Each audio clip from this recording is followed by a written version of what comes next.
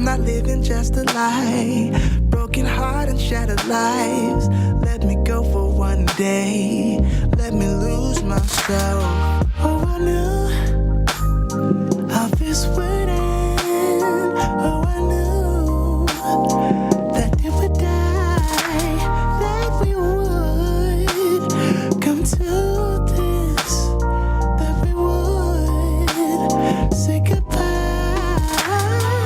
Someone help me see it. Someone help me free this feeling. Someone help me see it. Someone help me free this feeling. Don't wanna think about the past. I'm crying out behind a mask. So give me something for the pain. I wanna lose myself again. Please get out of my mind. Just get out of my sight. Let me go for one day. Let me lose myself. Oh, I knew how this would end. Oh, I knew that it would die. That we would come to this. That we would say goodbye. Someone help me see. Someone help me free this feeling. Someone help me free this feeling. Someone help me see. Someone help me free this feeling. Someone help me see. Someone help me free this feeling.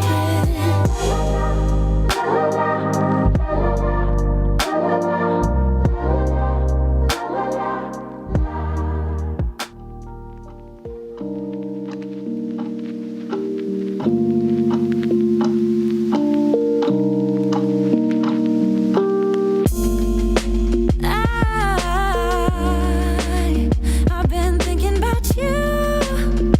Oh yeah. Oh, there ain't no one else that does the things that you do to me. That's why I get nervous. I try to be cool, but you see me the right way. Oh, and I see you too. I don't wanna push you farther away, no. I don't wanna play no games. I just wanna call, see if we're okay, babe. All I wanna ask you is, I don't wanna push you farther away, no. I don't wanna play no games. I just wanna call, see if we're okay, babe. All I wanna ask you is, are you down for love? Are you up for someone to be together, be together? Babe, I want your love. I'll be the one you trust. You're all that matters, all that matters.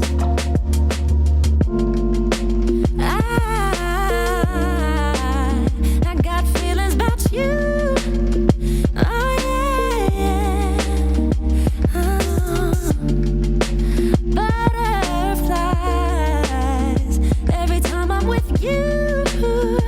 Oh yeah.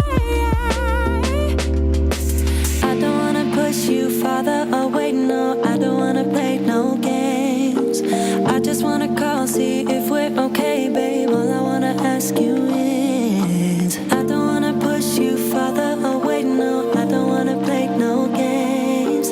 I just wanna call, see if we're okay, babe. All I wanna ask you is, are you down for love? Are you up for someone to be together, be together? Oh, babe, I want your love. I'll be the one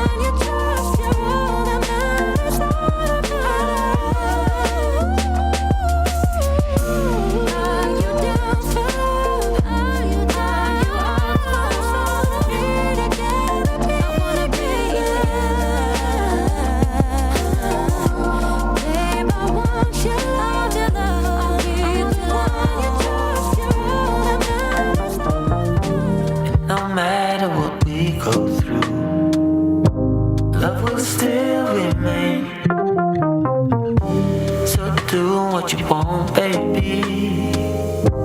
You and me in the sun. Know that I still be here when the day is done. So come a little bit closer, and I'll tell you what I feel inside. You know I'm gonna wait on you. I'm gonna wait on you. You know I'm gonna wait on you. Yes, I'm gonna wait on you.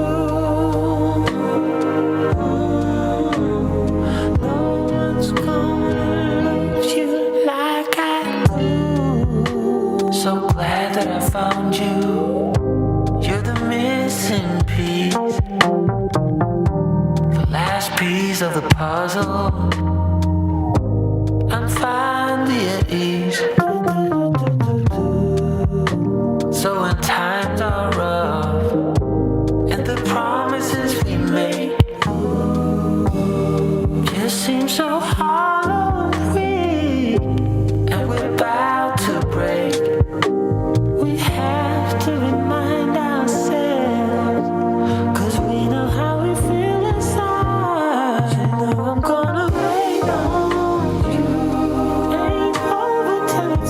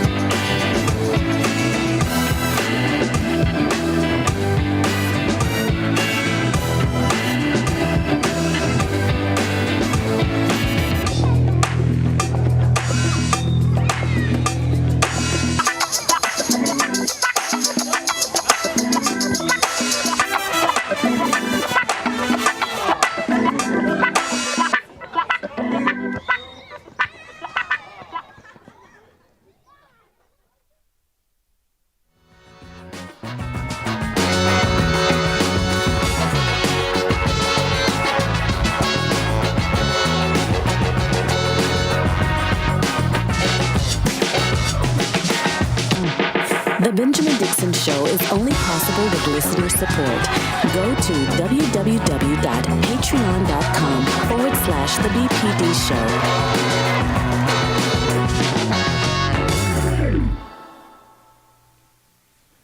From Haiti to Afghanistan, trauma, tragedy, and terrorism. Haiti suffering, reeling in the aftermath of an earthquake and a tsunami. Afghanistan suffering in the aftermath of the Taliban taking control over the country. But first, we need to discuss COVID-19. So we're on the clock with Georgia Fort.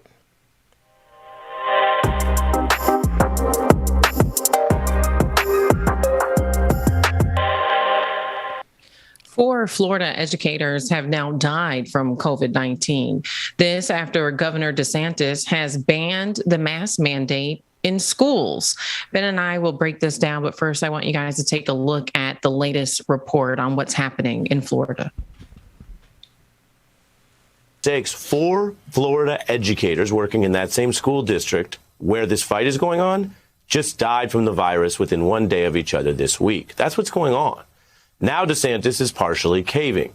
His office saying, well, the threat was empty anyway. DeSantis doesn't even have the power to withhold those salaries, although that's what he publicly threatened. Politico says it's a tacit acknowledgement that he legally can't do what he was threatening to do, as you just saw in some of those clips. Now, DeSantis still says he won't allow schools at a local level to require masks, but he cannot financially retaliate against these precautions. 2 school districts are already on their way to defying DeSantis, regardless of what the courts decide.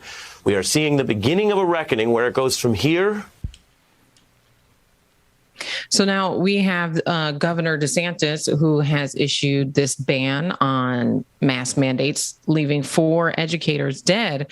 And there was some empty threats. DeSantis made to try to discourage people from mandating masks. And we just heard there in that latest report, he doesn't even have the power to fulfill those threats. And now schools are looking at defying, the mask mandate or the ban on the mask mandate.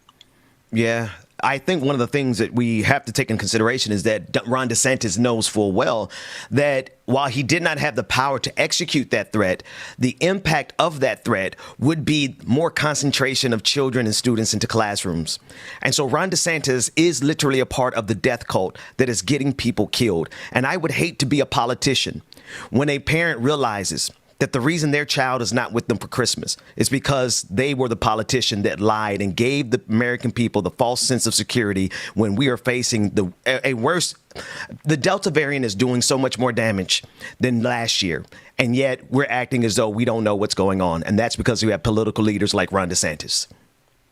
And there's something to be said, I think, as the governor, who's overseeing an entire state, issuing orders that contradict best practices recommended by the health department. I mean, because he's totally going against the advice of the CDC, the advice of the Florida Health Department, and really out there on his own, saying that parents deserve to have a choice. But if one parent, if their choice is going to leave an educator dead, why would we allow parents to have that choice? If one parent's choice to not have their child wear a mask is going to leave another student dead, why would we give them that choice?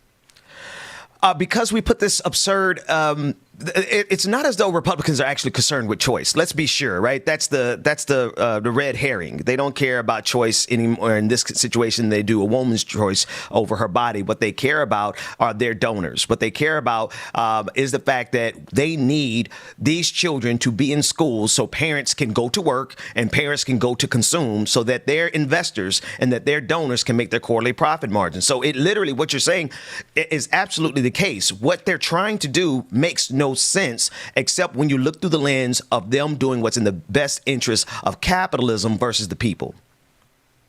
Now, I want you guys to hear from Molly Jong-Fast. She's an editor at the Daily Beast.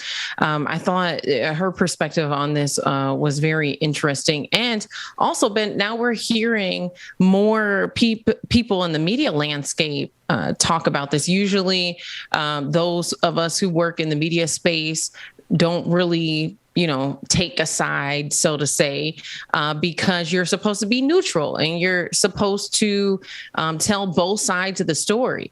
But I think it's become very clear with COVID-19 here, there's not two sides to this story. This is another case where there's right and there's wrong. Take a listen at Molly here. That is depressing. And Molly, you wrote a piece for the Daily Beast about Republican governors like Ron DeSantis in Florida, Greg Abbott in Texas, who have been railing against stricter COVID protocols, even as cases surge. And you say, we'll put this up on screen, it took a lot of stupid to get Florida and Texas to this dark place, which is why the MAGA propagandists are trying to suggest, without much evidence, that this is about an unvaccinated wave at the border, when it appears to be about unvaccinated Americans in a country with enough vaccine doses to go around, harming their own health and helping spread the virus and helping it continue to mutate in the process. At what point do voters wake up and say, hey, maybe this has more to do with all the anti-public health rhetoric coming from our elected officials, Molly?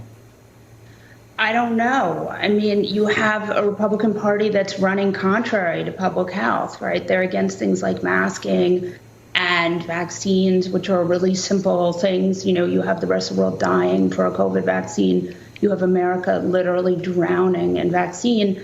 And Republicans like, Ron DeSantis and, Greg Abbott are just, kind of trying to poke holes in the vaccine, making, mandates against masking. I mean, it's just insane. And you see, if you look at history, the times when government has gone against public health during a pandemic, it never ends well. Yeah.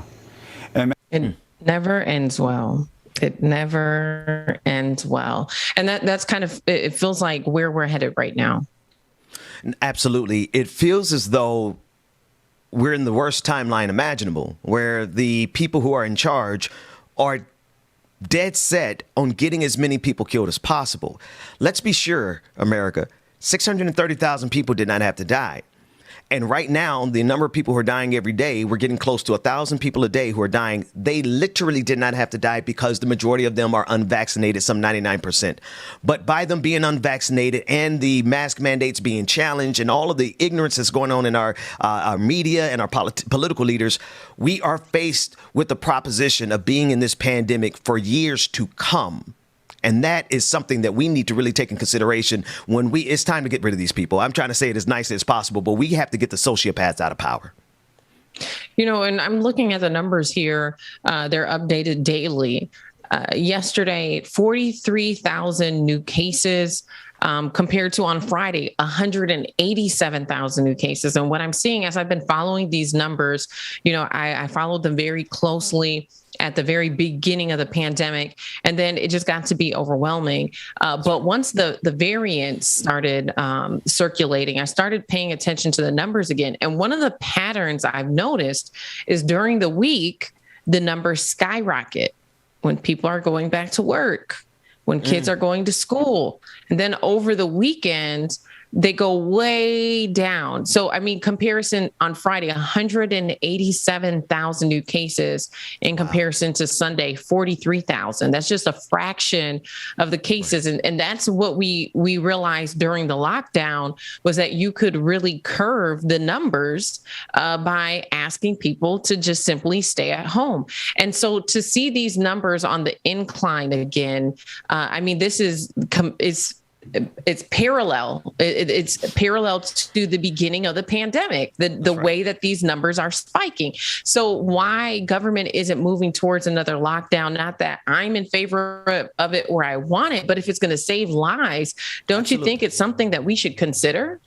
Absolutely. Listen, this gross idea of individualism during the pandemic is probably going to get 1 million Americans killed.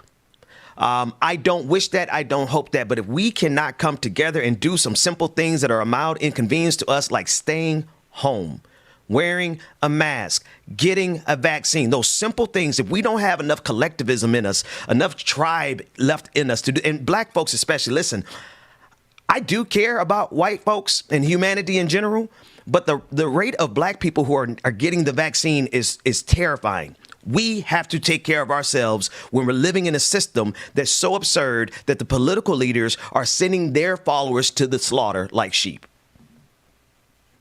You know, Ben, and we, America, we're leading in the amount of new cases. When you compare the amount of new cases that we have to the amount of new cases across the world, this is definitely not something that we should be proud to be number one in. And right. The scientists, the medical professionals, they've laid it out there. The vaccine works. They've laid it out there. Wearing a mask works, staying at home works, social distancing, all of these things. But yet still we have government officials who continue not even to just go against that, but to see DeSantis ban the mask mandate. And right. Florida is leading America in the amount of new cases. And so we shouldn't be surprised about that. But at some point, you know, I'm hoping that there is intervention by the Biden administration because people are dying from the negligence of our political leaders.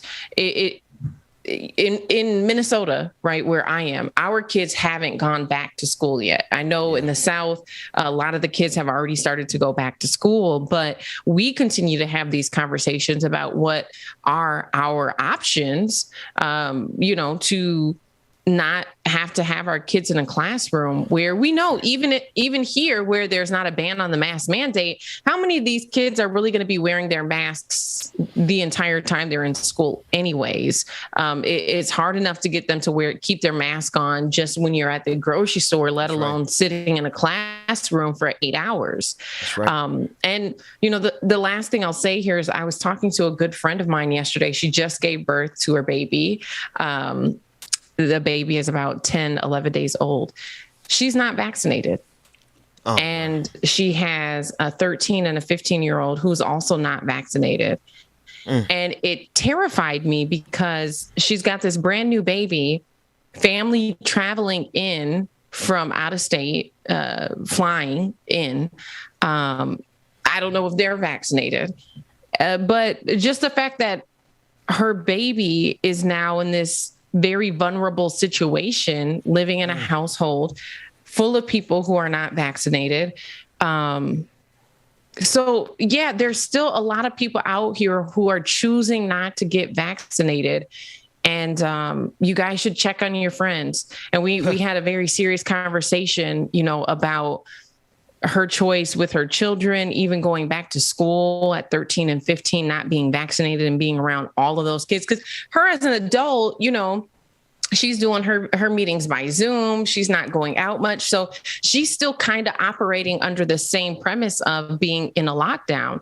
But her kids are about to be around 300-400 other children, some who may be vaccinated, some who may not. And so her household now is going to be at higher risk, and her baby who cannot get vaccinated. Right. So, man, there's all of these different components and variables. And my thought to her was just, hey, even if you're not comfortable getting the vaccine yet, at least go to, you know, Whole Foods or GNC or somewhere that sells herbal supplements and start to give everybody immunity boosters. Because that way, if you get it, at least your body has what it needs to be equipped to fight it. But that still doesn't mean that you might not get hospitalized, right? So all of these different variables, Ben, I just, you know, that situation there this weekend really took me back and really, it was kind of hard to confront. I vacillate back and forth between angst with parents who may not have all the information that they need because the information is out there. But I don't take that path because our system is designed specifically to keep us from getting the information that we need by keeping us in silos, by keeping us so busy, and then the government provided a false sense of security. That's what I really want to land the plane on. Parents who are sending their kids back to school are doing so based on the false sense of security that came not only from the Trump administration, but also from the Biden administration, from Democrats and Republicans. I don't care what your political affiliation is in this. If you are a political leader and you led to the children going back to school, a pox on your house, because children are dying. And parents are trying to decide, how do I balance feeding my kids with keeping my kids in the day when my job is also requiring me to go back to work? Because there's so many people who don't even have the option of homeschooling because they're considered essential workers. Well, to that end, America has made the perfect conundrum where parents can't take care of their kids unless they put their kids' life at risk. And we're going to see the aftermath of that if this continues. But I hope, Georgia, that parents have seen what happened last week in the South and will refuse, absolutely refuse. I don't care about education can come. It will wait. It will be here. They can't get an education if they're dead. That's true.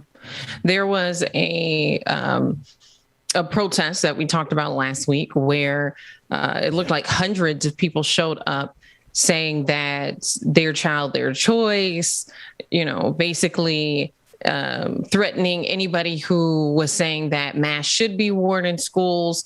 Very tense time. What we're learning now is potentially most of these people who were here at this protest were not even a part of the school district. I want you guys to take a listen to the County Teachers Union president. She was interviewed about the protesting that happened in her county and said that there were a lot of different signs, a lot of different observations she made that led her to believe that these people who are showing up, who are saying we don't want masks in the school, are not even a part of the school districts where they're showing up at. How do you deal with that? Well, they've come through our school board meetings a couple times. And, to be frank with you, Jim, I believe that they're not all parents. I believe it's a paid group that's out there. I saw some of them with flyers from the very, right-wing side, and they keep, having that same narrative. And when you try to rational with them or reason with them and just talk about, where their children go to school, they openly admit that their children don't even attend our Broward County Public Schools. They didn't know the names of our board members. They didn't know the name of our superintendent. So people are just showing up, almost like a protest caravanning to different school board meetings, causing a ruckus and posing as parents from the district saying we don't want our children to have to wear masks. Meanwhile, the real parents from the county of the real students who are going to be in the classrooms that are going to be affected by the decisions that are made by this school board meeting are sitting there and their voices aren't even being heard. That's right. That's right. And that's the point. That's the plan. The entire agenda is to create a sense of consensus. It's manufacturing consent, not in the sense of the media where we normally consider that prospect, but it's the paid trolls that are organized to go around the country to make it seem like there's a national consensus against a mask mandate. I just want to pause and say the absurdity of it all.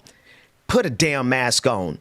All of these raggedy white supremacists who have a vested interest in undermining the stability of the United States because they see that the United States does not serve directly white supremacy only. It does serve white supremacy. But we saw on January 6th, the white supremacist channel in this country has gone to the point where they are willing to destabilize this country very directly through violence, through force, through insurrection, or through killing as many people as they can with the pandemic. And this is what they are doing. They are paid agitators going around the country in order to forward a right-wing agenda. And they see killing people in this pandemic as a viable path to destabilizing this country. And I think that these are the same people who were at the Capitol on January 6th. That's right. The level of organization and their communication with one another to organize, to mobilize, and travel from city to city, county to county to these school board meetings is very parallel to the way that they organized to be in DC at the same time, the same place, and they were all on one accord. So I was not surprised to hear the teachers president of the union there saying that she saw flyers for the right wing.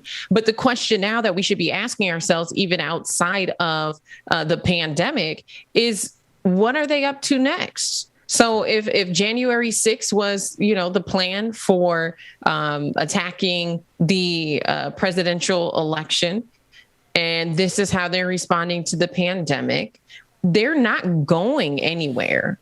These people are continuing to organize. They're continuing to plan. And then they're not only just trolling on Facebook anymore, they're showing up in real life. Right. Just like anyone who was around or remember the Tea Party, that was not an authentic, organic movement. It was paid. It was AstroTurf. I just really need people to understand what we're dealing with. Here's the score. The people in power are either incompetent or directly complicit with the mass murder of 630,000 Americans who did not have to die from a pandemic. And we are going into, honestly, people are calling this the fourth wave. If you've been tracking it, I think it's really just a second wave. And it's certainly the wave of stupidity, because this is a wave that could have been avoided by people getting the vaccine. Absolutely. And people who say it's the fourth wave, I think if you look at the numbers, you can see that there is, when there was an incline, there was almost 3 downturns so that it went back up. So that could count as why people are, saying that this is the fourth wave. But when you look at those numbers going down, those numbers went down in direct correlation with the lockdown. That's right. Again, I didn't enjoy being locked in my house, but I do think that we have a responsibility to be a part of the solution. That's and right. So when this all passes, if we're not a part of the solution, we have to acknowledge, Ben, like you said, we are a part of the problem. We've contributed to more than 600,000 people being killed. And then now when you start to see the increase in the amount of deaths among children, and to know that we're contributing to that. I posted last week about, and I don't post much about COVID. If you followed me throughout the entire pandemic, it wasn't something I talked a lot about. And I've been talking about it more because it's been impacting our children. And I think that we adults, parents, have a responsibility to ensure their safety in the world. That's right. But I made a post about it this last week, and one of the people who support me made a comment in regards to the 94,000 new cases among children. And she says, well, last year at this time, there were 200,000 cases among children. I don't know where she got her statistics, so I'm not 100% sure if that's actually accurate information, but let's just say it is. If that is accurate, should we feel good? Should we feel good about 94,000 children having COVID? Should we feel good about sending our kids to school? Because last year, if there were 200,000 cases and kids weren't even in school, there's 94,000 cases now, and all the kids aren't even back in school. And despite that, we're sending them back to school. So I was grappling with, like, what was the point? What is the point that you're trying to make here? Are you trying to say that we're better off this year because there's only 94,000 cases?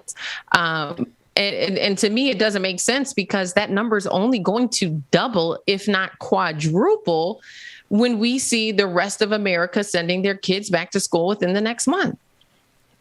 That's fascinating, because I've seen so many people come up with ridiculous lines like the one your supporter commented. And I think it's a way of people trying to find any path possible to not get angry, to not get outraged, to justify what's going on as if it is something that is normal. There's nothing normal about 94,000 children getting COVID-19 in a single week when it can completely have been avoided. There's nothing normal about 630,000 people being dead. We should be angry. There's so many things to be angry about that we have to compartmentalize. But I don't see that we should. The number one issue that we should be confronting right now is protecting our children. Why? I don't even know that I don't even understand why I have to fix that sentence to come out of my mouth. This should be natural. This is a primal, maternal, paternal instinct to protect your children. And the government, along with so many other people who are actively trying to undermine life itself, they have put us in a position where children are going to be dying over the next few weeks. I just don't understand. No, I do understand. I just realize it is so much easier for us to excuse away our anger so that we don't have the appropriate response. But the appropriate response to our children being killed, I digress. I just hope that the real citizens of Florida, not the ones who are caravanning and showing up at school board meetings, but the real citizens. I hope the real citizens of Florida take a long, hard look at who they elected to be their governor, because I think he's made some very poor decisions that have cost people their lives, children, elderly, educators. 4 educators died from COVID this week, sending kids back to school. Ben, you and I, we've been talking about this now for the last 2 or 3 weeks, talking about the implications of sending children back into the classroom. And we didn't talk much about the impact that has on educators, the teachers, the janitors, the people who work in the cafeteria, the principals. People now are on the front lines. Our educators are essential workers now. They're on the front lines of this pandemic because they're going into schools full of children who are not old enough to be vaccinated. And so every single day when they go in there to educate our children, they're putting their life on the line so that your child can have an education. The least thing that you could do is send your child to school with a mask. But I do hope that the citizens, the real citizens of Florida, take a look at their governor and see what he's doing. And it might be time to ask him to step down. I went to his website. I'm not sure if we're able to pull it up. I just kind of threw it in there. There's a screenshot of his website where he's selling merchandise. He has T-shirts and stuff like that on his website, but he also has a beer can holder that says, "How the hell am I going to be able to drink a beer with a mask on? Governor Ron DeSantis." This is what happens when you... I'm sorry. Go ahead, Georgia. Look at this. He's selling cup holders. I just took a quick screenshot from my phone, so I know it's not the best one, but you can head over to his website and see it, rondesantis.com. He's selling cup holders for your beer cans, when you go to the ball game or when you're hanging out with your friends in the backyard. How the hell am I going to be able to drink beer with a mask on? Governor of Florida, people, right there at his finest. This is the best that white supremacy can do. I feel bad for you all, but I feel even worse for all the families that are going to die because whiteness in this country is so committed to itself that it will elect the village idiot over and over again. Donald Trump, village idiot. Ron DeSantis, village idiot. Marjorie Taylor Greene, village idiot. And sociopaths who are more than happy to see your children die. And I guarantee you, every one of those persons that I enlisted, they're vaccinated and they won't be around someone without a mask, but they want your children to be. Ben, I feel like we could go on and on about this. And, frankly, it just really makes me upset. And it makes me upset because I still haven't sent my children back to school, but we have like 2.5 more weeks before our kids go back to school here in Minnesota. And seeing the way that things are playing out in Florida, I'm getting anxious, I'm getting anxious. I am not the parent who can homeschool. That is not my gift. Bless those who are able to take that on. And so we're scrambling, trying to figure out what are the other alternatives. What I learned here in the city that we're in is that the St. Paul School District is actually certified to do online learning. So this might be something, if you're watching and you're concerned about your children as well, check and see if your school's certified to do online learning anyways, like outside of distance learning, because some schools are certified to do school online. And so if your district is certified to do that, or if you have a neighboring district that's able to do that, that way you won't have to wait for the distance learning option to be mandated, but you can opt in to do school online without needing the government to do the right thing, right? So we're kind of hoping for that here. Our child, she doesn't go to the public school system. She's been at a charter school system. So we're looking to see maybe if we can switch her back just for that reason. It's tough. It is. It's really tough. All right, you guys, that's all for On the Clock this morning. Stick around for more on The Benjamin Dixon Show.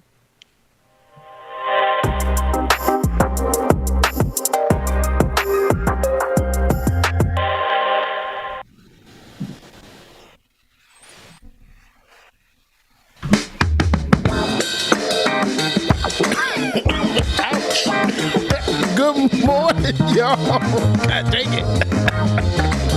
Coffee went down the wrong pipe. Good morning, everyone. Make sure that you stay tuned. We got one coming up on the Dixon Show.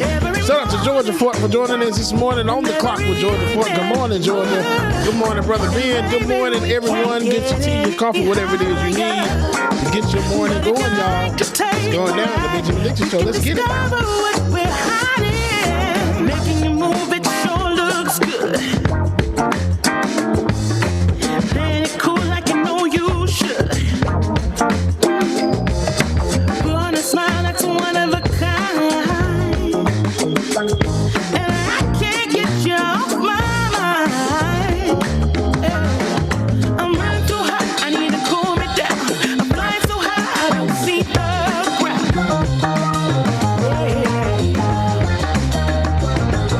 I'm running too hot, I need to cool me down. I'm flying so high, I don't see the ground. Good morning, anyone. Good morning, everyone. Good morning. I'm having a Monday today, bro. Good morning, everyone. Good morning. Shout out to everybody in the chat room. Go ahead and get your coffee and tea, whatever it is you need. Good morning, y'all. Happy Monday. And maybe we can't get any higher. But if you like to take a ride, you can discover what you're hiding. Taking your time and I sure don't mind. But every inch of my body's getting wild, wild, wild. The way that you move is like a love machine. Come in my king and I'll be your queen. I'm running too hot, I need to cool me down. I'm flying so high, I don't see the ground.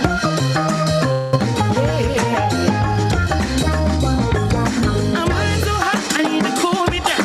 I'm flying so high, I don't see the ground.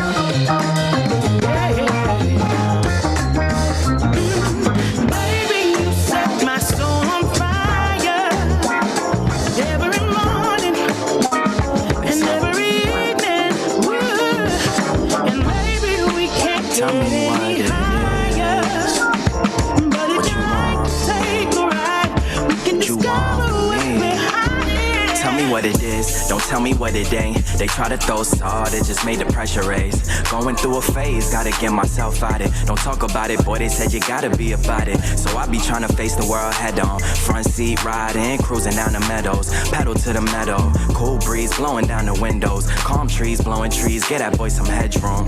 On the interstate in traffic, but I swerve out. What's the moves for the night, what's the word? Shout out, Brother Chuck Diesel. Happy birthday, Brother Chuck. Y'all dropped your birthday cakes, candles, lions, hearts, fires, smokes, everything in the chat room for our brother this morning. Happy birthday again, Brother Chuck Diesel. I got something coming up for you later on. You know, it's going to be like a beat of a song, but it's going to be for you, bro. Okay, happy birthday, Chuck Diesel. You out for lunch, I'ma get you drunk, yeah, feeling on your buns. Licks in the blunt, I got ash in my cup. All these girls showing up, but I don't give a fuck, cause you the one I want, girl, you the one I want. You the one I want, girl, you the one I want. Hey, come and show me love. Shorty wanna be a rider, and I'm feeling high, I can't deny it. She a bad joint named Maya, and when I seen her, man, she looked fire. She got me feeling higher than a sour, so I'm trying to feel how I feel inside her. I asked her what she doing, she like nada, so she just chillin' my feet, get up in the shower. She say, don't tell me to drop no cake in this chat this morning. I just wanna live like a Kuna and Matata. I forgot I gotta be specific with y'all. I gotta be specific. Not specific, but I gotta be specific with y'all. In they wallet. Ain't no really telling if we lit a see tomorrow. Get it on my own, I ain't really tryna bar. So I stay fly, gotta dress up in designer.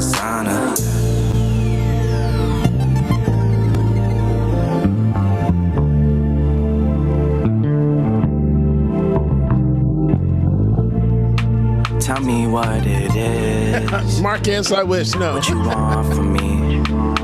What you want from me? All right, y'all. It is time for more of Dixon Show, y'all. So here we go. Stay tuned. Let's get it. Let's go. Good morning, y'all.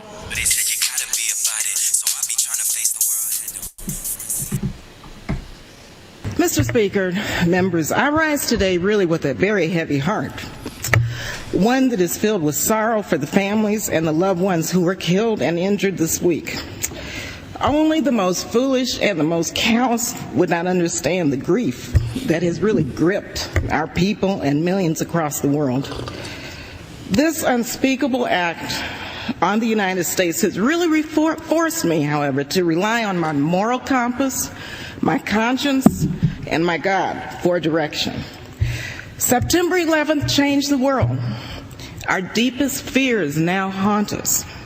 Yet I am convinced that military action will not prevent further acts of international terrorism against the United States. This is a very complex and complicated matter. Now, this resolution will pass, although we all know that the president can wage a war even without it. However difficult this vote may be, some of us must urge the use of restraint. Our country is in a state of mourning. Some of us must say, let's step back for a moment. Let's just pause just for a minute and think through the implications of our actions today so that this does not spiral out of control. Now, I have agonized over this vote, but I came to grips with it today, and I came to grips with opposing this resolution during the very painful yet very beautiful memorial service. As a member of the clergy so eloquently said, as we act, let us not become the evil that we deplore. Thank you. That is California Representative Barbara Lee back on September 14th, 2001, as she rightfully predicted the what we're seeing happening in Afghanistan. The war that seemed to never end finally has come to an end, and we're joined this morning by Captain Anthony Barnes and independent journalist Georgia Fort, because I want to dig into this a little bit more. And Captain Barnes, I want to thank you for joining us again this morning because of your experience and your expertise in this field. In fact, you were giving counsel at the highest levels of the government during 9/11. Could you speak about that very briefly in terms of that and how it all kind of led to where we are now in terms of Afghanistan? Thank you, Ben. It's my pleasure to be with you again this morning. During the events of 9/11, 2001, I was active duty, a commander in the Navy. My position was the Deputy Director of Presidential Contingency Programs. And on that day, I found myself as the most senior military member in the White House during those events as they unfolded. And so all of my immediate chain of command was out of town, some with the president in Florida, some at an event in New York, and some participating in a exercise in Nebraska. But I found myself with Condoleezza Rice and with Vice President Cheney and some of the senior members of the White House team in the secure, undisclosed location in the White House during those events as they unfolded. And so now let's fast forward now some 20 years later.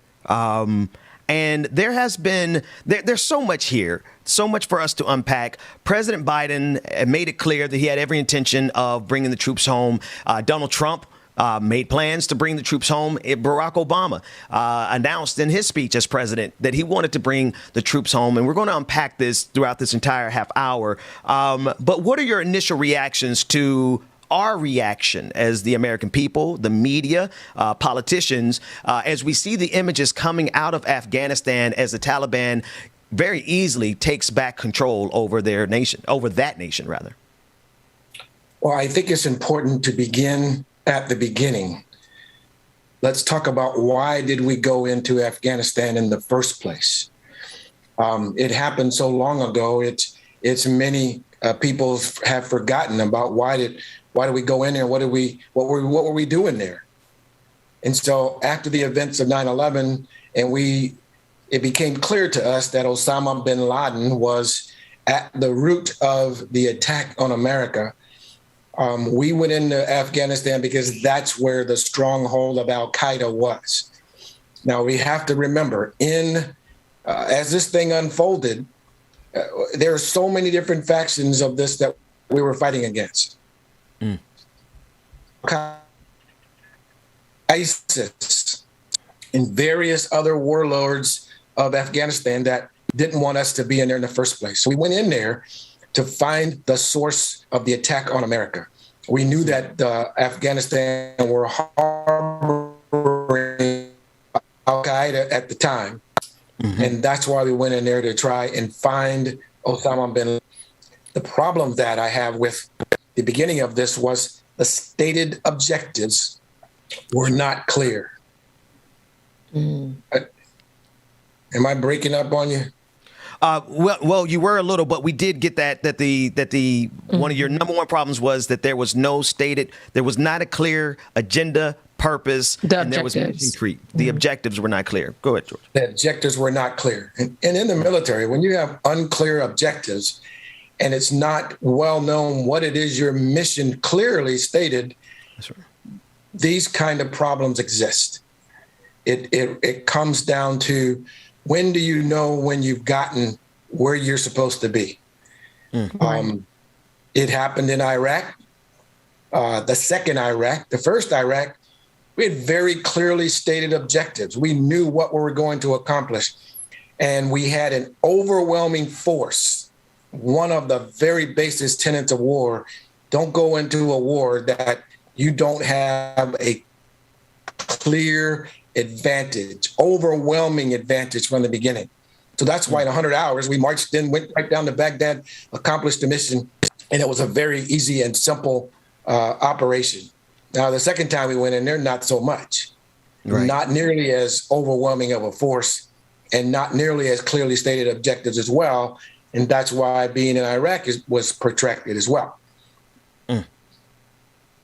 You know, and I appreciate that context, because I feel like so much time has passed. A lot of people have not followed the international news landscape to know how we got to where we are today. And so I'm curious if you can connect that backstory with where we are today and what we're seeing play out right now. Well, I think, as President Biden has very clearly stated, you know, he's the fourth president to have to deal with this issue that was started by a Republican regime. Bush 43 put us in there. I think rightfully so. There's a difference between playing a home game and playing an away game. And because the terrorist organizations were located in these foreign countries, we have to go and interdict them where they are. Otherwise, it becomes a home game. And America doesn't ever want to have to play a home game. We don't want to see fighting in the streets of Philadelphia with Al-Qaeda forces going door to door. We don't ever want to see that. And that's not going to happen. But our military strategy is to interdict the enemy where they are. And so we have to go into places like Iraq and Afghanistan. But remember, historically, Afghanistan has been a warring kind of country for nearly their entire existence. There are it's because of these warring factions that have been there forever. Civilly, they haven't been able to have long periods of unrest. And then you hearken back to the 1970s, I think 1978, 79 timeframe, when at the time Soviet Union invaded from the north. You think about, why did that happen? Why did the Soviets go in to this country and invade? Well, look at the history books. It'll tell you that that's the southern border of what at the time was the Soviet Union. And they were concerned about these, you can call them religious extremists, if that's what you want to call them. But those, that Muslim Islamic kind of a situation concerned them greatly. And so they felt they needed to protect their southern border. And so they sided with what they thought was the power group in the country at the time. And they also saw the U.S. gaining influence in Afghanistan, and that they were not going to settle for that. So they backed the group they thought was going to be successful. And as it turns out, even as powerful a military as the Russians or the Soviet Union at the time could not interdict their will on Afghanistan. So what does that tell you about history? It repeats Russia, itself. Soviet Union, and the U.S., the two most powerful, arguably China, but two of the most powerful military and governments in the world cannot interdict its force, its will on the people of Afghanistan. I was thinking about this as we were discussing it behind the scenes, and we were talking about what would possess the. So there is the line of 9/11. But 9/11, and I think as you stated at the beginning of this, the lack of clear objectives going in and the mission creep, that's how it went from going to get Osama bin Laden as a result of 9/11 to being a 20-year war. But we also talked about there are other considerations why the United States was there beyond 9/11, and those implications money drives American imperialism abroad. And I'm curious as to at what point will our military infrastructure and I guess it's depending on our civilian leadership, determine that it is not valuable for America to go across the globe and try to be the international police when we have so many issues at home. What are your thoughts about that?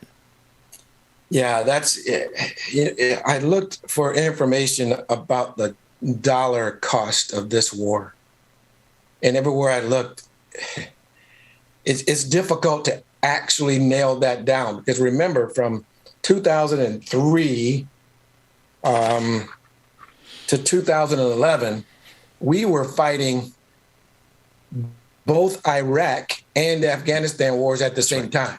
That's right. So it's kind of hard to say which dollar went to which conflict. But no matter how you shake it, the number is in the trillions, $2 to $3 trillion.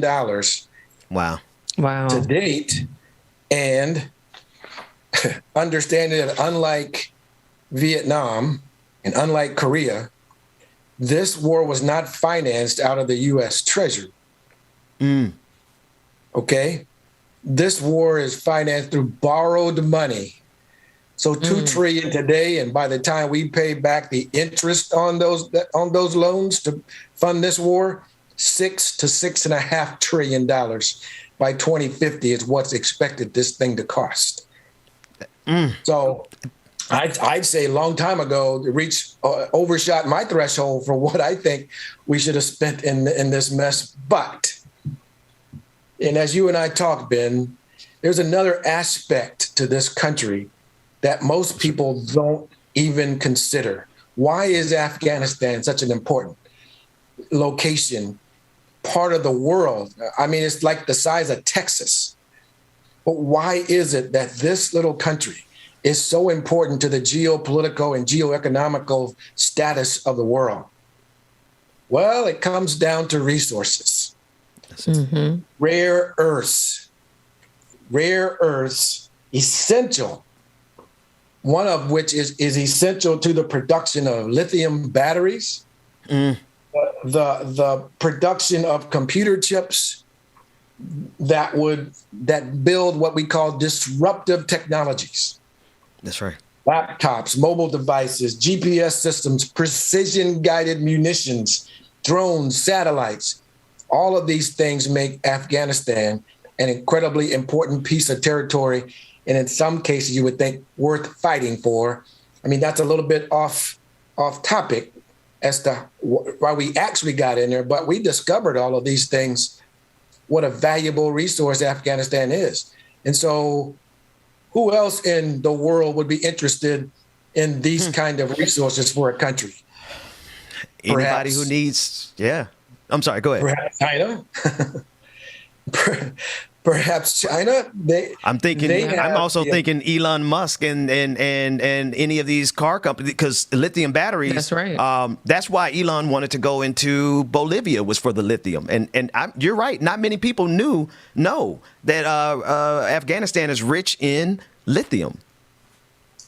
Well, they possess 60 million tons of copper, 2.2 billion tons of iron ore, 1.4 million tons of rare earths. And that's all of those cerium, niobium, aluminum, gold, silver, zinc, mercury, lithium. All of these rare earth naturally occurring minerals dominate this country.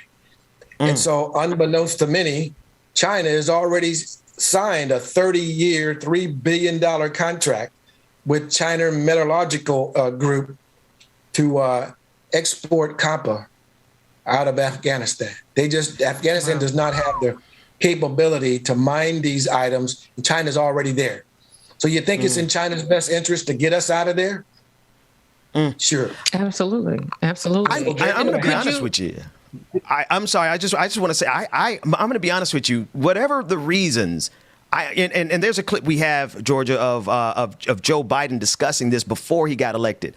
These are one of the few times I actually have compliments for Joe Biden, because he's taking a lot of political heat to actually do what the last couple of presidents said that they were going to do, to actually bring that war to an end. And so let's run that clip real quick, because I honestly don't know if anyone truly expected this war to come to an end after 20 years. Let's take a look at Joe Biden discussing it. The Washington Post quoted you this week in a story about Afghanistan, saying that back in 2010, you said to Richard Holbrooke, the then envoy, "I'm not sending my boy back there to risk his life on behalf of women's rights. It just won't work. Not what we're there for." Is that how you remember it? Or what did you mean? What I meant was there's 1,000 places we could go to deal with injustice.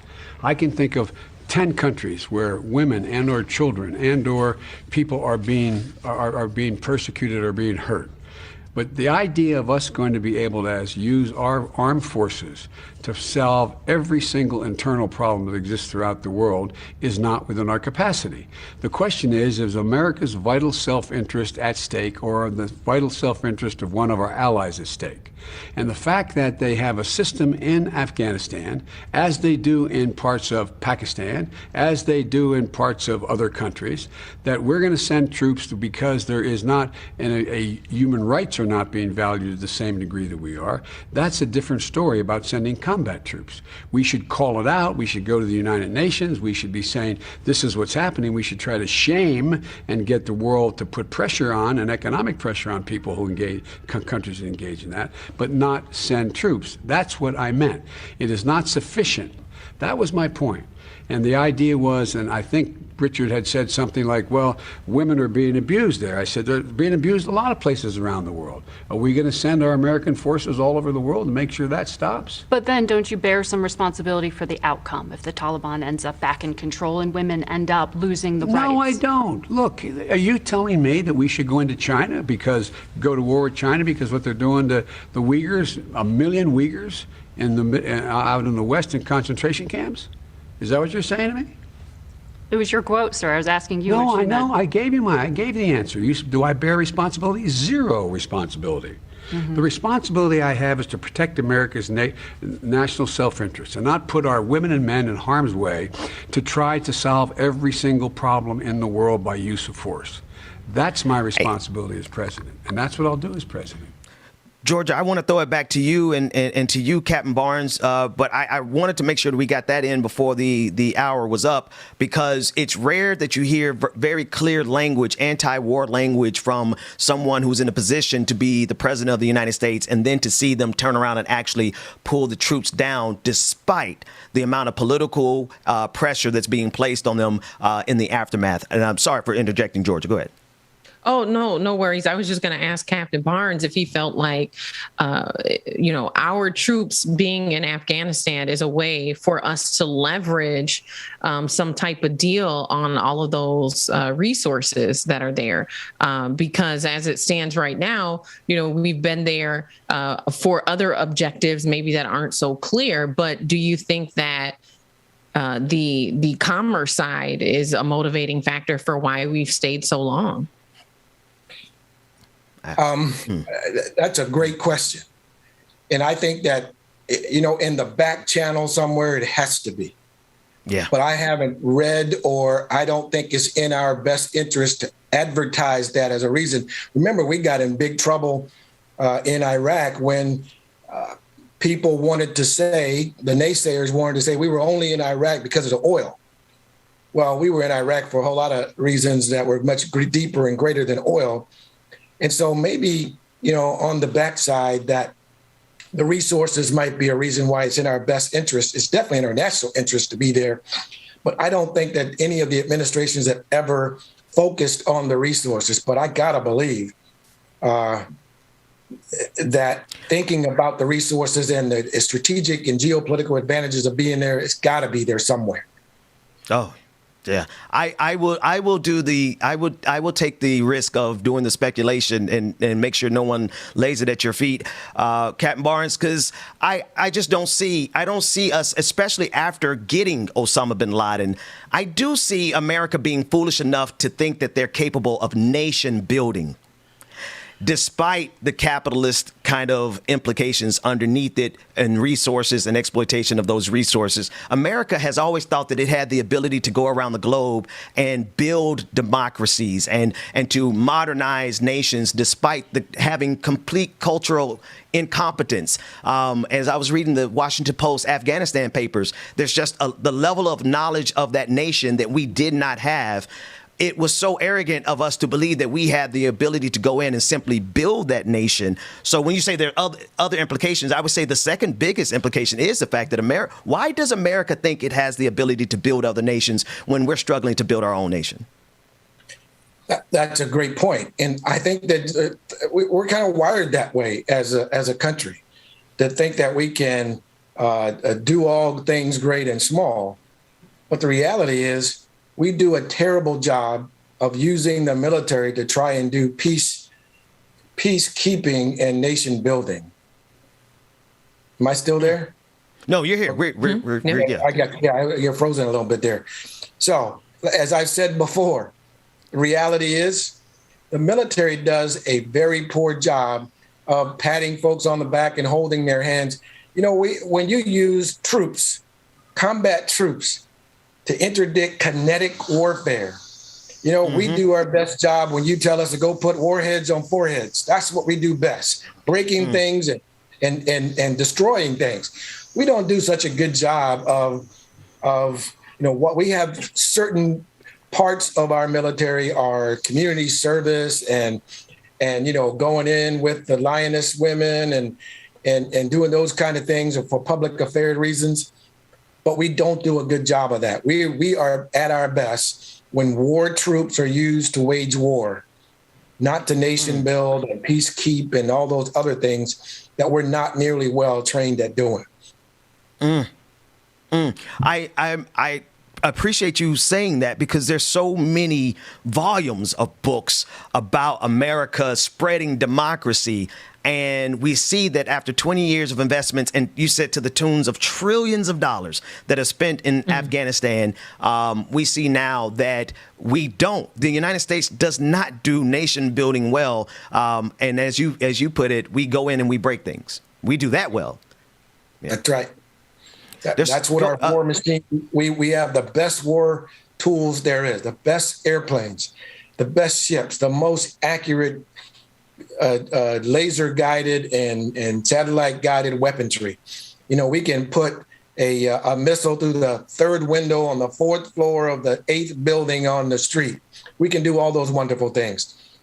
But the reality is, when you look at this country, look at these clips. These guys are fighting in Toyota pickup trucks with machine guns mounted on the back of the bed of the pickup truck. So that is so low tech. Sometimes you almost get the feeling that our high-tech weaponry is too sophisticated to address this kind of. These guys are walking around with rocket-propelled grenades, with a shoulder-fired bazookas, and how do you knock that out with a laser-guided weapon? Besides, your laser-guided weapon costs you, $600,000 a piece, and this guy's round on a shoulder-fired weapon is about $60 a piece. So, I mean, look at that disparity.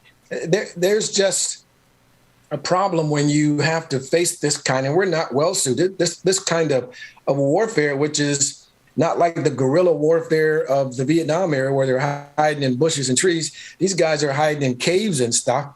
And those caves, the sophisticated group of caves and series of caves, make it very difficult to totally knock out that entire system. And so the technology difference is amazing. Well, I know we are preparing to wrap up, but really quick, just one last question. And I agree with both of you. I don't think that we go into other parts of the world and do nation building well. It puts me in the mind frame of colonizing. I think America has clearly, historically taken on the role of colonizing different countries. But Captain Barnes, with everything that's happening in Afghanistan right now, current day, how is it going to impact America? Well, let's talk. Do we still have Captain Barnes? Am I still there? Yes, you're here. Yep. Yeah. Okay. Let's talk about it from two different standpoints. Let's talk about the military members. I mean, my brothers and sisters that fought this war and lost 2,500 of their comrades and shipmates in this war can't help but feel that it was not a victory. I'll go as far to say it was a defeat, okay? The only war we really in history has ever lost was the Vietnam War. This was never declared as a war. Congress never signed war powers in this war. So it's not a lost war. It's a lost campaign or a lost whatever you want to call it. But the brothers and sisters that lost a guy or a gal on their right or left see this as a defeat. What about Joe Public, American on the corner every single day? How does the American people view this?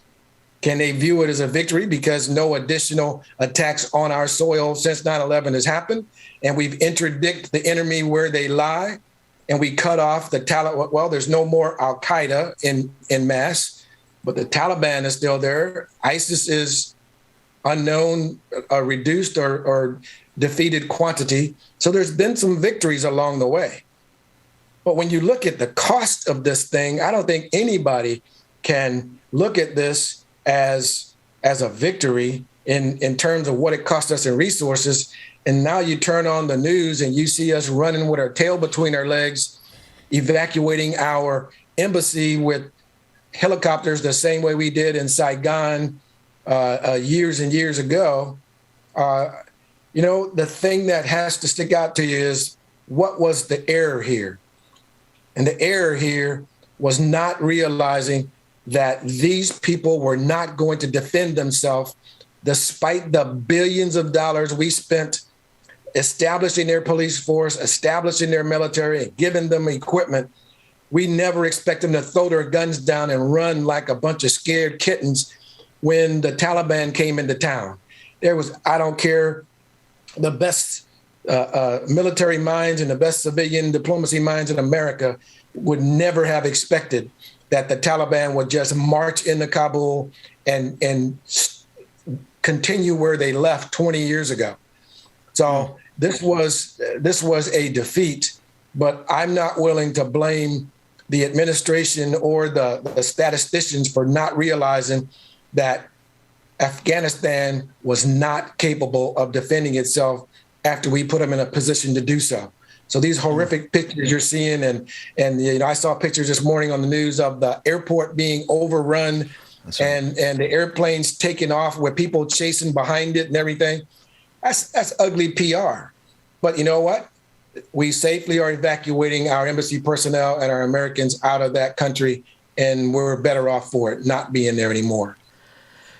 Before we let you go, just a really simple question. Based on everything that you've ascertained, the next president that comes in talking about peacekeeping, nation building, particularly in that region or anywhere in the globe, what is your gut instinct? Because I know we can't say futuristic wars won't happen, but what lesson would you like the next president to learn? And our elected officials to learn about unleashing the American war machine under the auspices of nation building or peacekeeping. What advice would you give the next administration based on what's happening in Afghanistan? I'd say we got to go back to the basics. You don't go into a country without an overwhelming force, without the support of your allies, and without clearly stated objectives that once you accomplish them, you leave. Unless your intent is to be an occupying force, and we never intended to occupy Iraq or Afghanistan forever and ever, amen. And when you asked me the other day about, well, what is an occupying force? I told you, think Japan. Think longer than 20 years, yeah. Think Germany. I mean, we are still in those countries with military security troops to this day. And so if that's not the objective, if the objective isn't to be an occupying force, then once you obtain your objective, you leave. Otherwise, you end up in protracted events. Captain Anthony Barnes, thank you so much for this insight and this perspective. And Georgia, thank you for staying with me for this half hour as we unpack this. There's so many. There are layers and layers and layers. And Captain Barnes, you and I know we probably only scratched 10% of the conversations that we had behind the scenes. But this is going to be an ongoing situation, and we'd love to have you back to discuss this more. Anytime, sir. Thank you so much for inviting me. The pleasure is ours. Georgia Fort, thank you so much for all of your work. Thank you. Georgia, great seeing you again. Likewise, Captain Barnes. We'll be back right after this.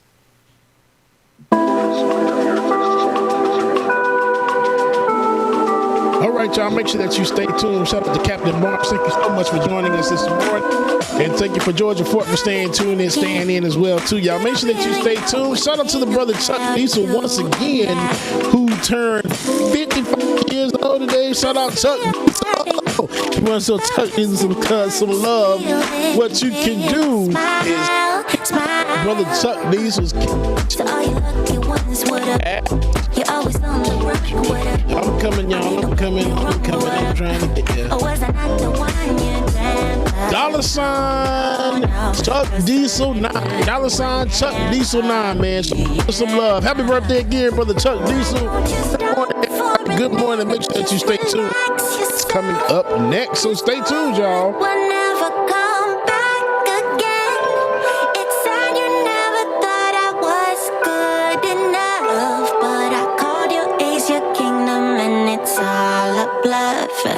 It's all a bluff.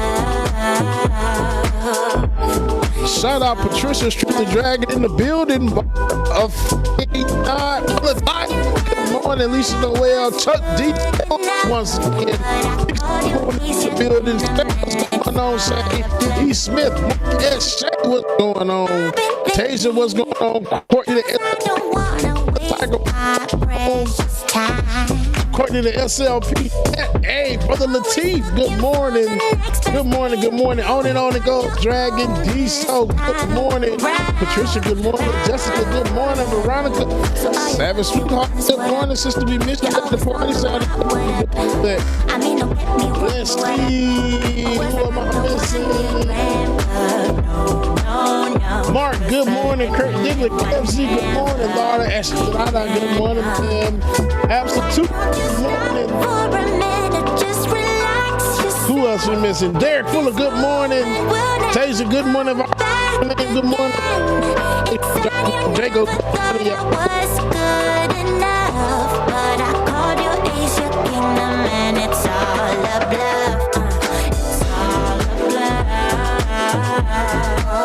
It probably is. This mic has been giving me crap this morning, and I hate it.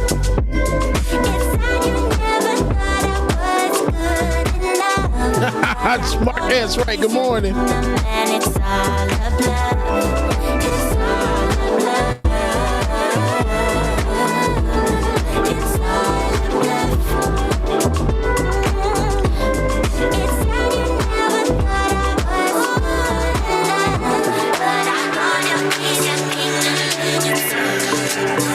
Sticks and stones may break my bone, but you might need no, you just can't hurt me. No. Good morning. Good morning. Morning, I've been wrong, and it still can't hurt me.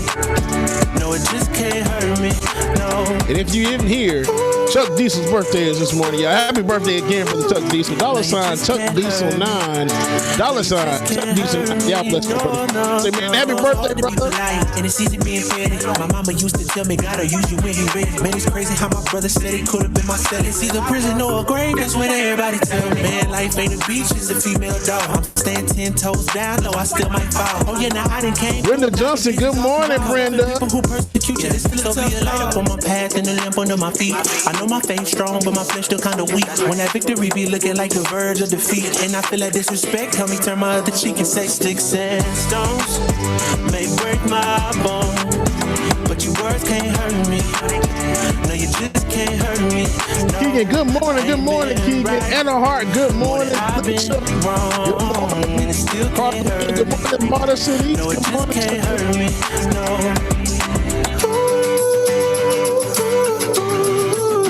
No, you just can't hurt me.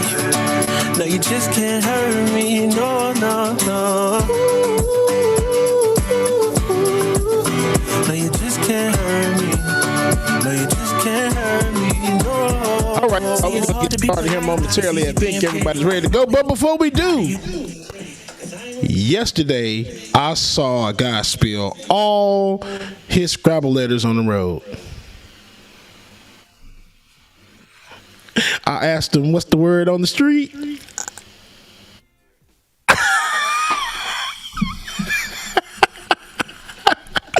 Love y'all, meaning happy birthday, Chuck Dixon. That was just for you.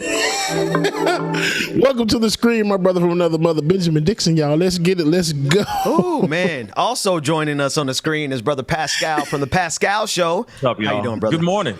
Man, I'm good. Pascal, I'm good. That was just for you. I know. I was going to say, but you know, what is the word on the street, though? What is the word on the street? Word the same. On the street. Bird, word. You know. I just realized we got 3 bald, bearded men. Yeah, you know what I'm saying? On the screen. Yeah, it's a beautiful thing. It's a beautiful thing. It is a beautiful thing. Listen, Brother Pascal. Listen, thank you so much for coming back to the show so quickly. Anytime. We just had you on Friday, and right. Was it? I've lost. It has been an eventful weekend on the international stage. Haiti suffered a massive earthquake and a tsunami. The last report I got was some 1,000 people have been confirmed dead, and that's just the beginning of it. Rebecca Azor is obviously, she's going to join us a little bit later. But Pascal, you're Haitian and you are a human being. You've seen these images. I wanted you to come on, and we're trying to balance the reality of what's going on, also with the fact that there's a lot of people that are hurting that could actually use our services to help them find some way to have some peace in the midst of all the stuff that's happening on the international stage. So thank you, Pascal, for coming on to discuss this with us. Anytime, man. Anytime. I got a lot of family out there right now. I'd say over the past 10 years, a lot of people have moved outside of the country, found refuge elsewhere, but I still do have a lot of extended family out there. I guess we could talk about it now. I mean, I feel bad like getting started off like this. You know what I'm saying? But on some, I mean, wherever, I'll be honest with you, man, brother, wherever your heart is leading you, because I don't want to. We may not. There are enough networks covering the disaster side of it. So that might not be what we need to do, but I want to yield to you. We'll follow you. Well, I mean, as of yesterday, yesterday when I posted about it, over 300 people were gone. 300 souls were lost. Now it's about 1,300 souls have been lost due to this earthquake. Over thousands and thousands of people have been injured. I lost a family member as well. So sorry, brother. I'm so sorry. No, thank you. I appreciate it. But then I also, luckily, I have an older aunt who's about like 91 years old, and she got injured during the earthquake. She was just trying to get out, and she's 91 years old. But some debris fell on her leg. She broke her leg. But that's all I know so far. I mean, they're still digging. They're still trying to rescue people. And that's only on one side of my family, by the way. So I have a whole other side that I haven't heard anything about as of yet. So my fingers are crossed, and, I'm checking in on my family every single day just to see what's going on. Every single hour just to see if there's any updates, any more news and all that. Because like I said, we're still waiting to hear something. And I mean, as you can see, the images, I mean, these images are just ridiculous, heartbreaking and devastating. And, what's very frustrating to me is that Haiti just can't take a break. It just can't catch a break. You know what I'm saying? It's the assassination of the president. It's other natural disasters like this that keep blasting through Haiti. And for me, it's just like, man, I just want to have a moment where Haiti is just happy. You know what I mean? Right. Where it's just heaven on Haiti's on Haiti's soil. You know what I'm saying? That's right. This kind of stuff is just, oh man, I didn't even see that one. That just breaks my heart. But I mean, it's just it sucks. Yeah, it's a lot. It sucks right now. You know what I mean? It's a lot. Oh yeah. Yeah. Well, brother, we're praying for you, and obviously Rebecca. We've been in touch nonstop with Rebecca, and we're praying for the people of Haiti. You're right. I mean, from colonialism down to today, Haiti can't catch a break. But Doc, we're going to have to turn that around, man. I just feel like the moral arc of the universe owes Haiti one. Haiti deserves a period of peace and prosperity for the foreseeable future, and I don't think we should just leave that up to chance.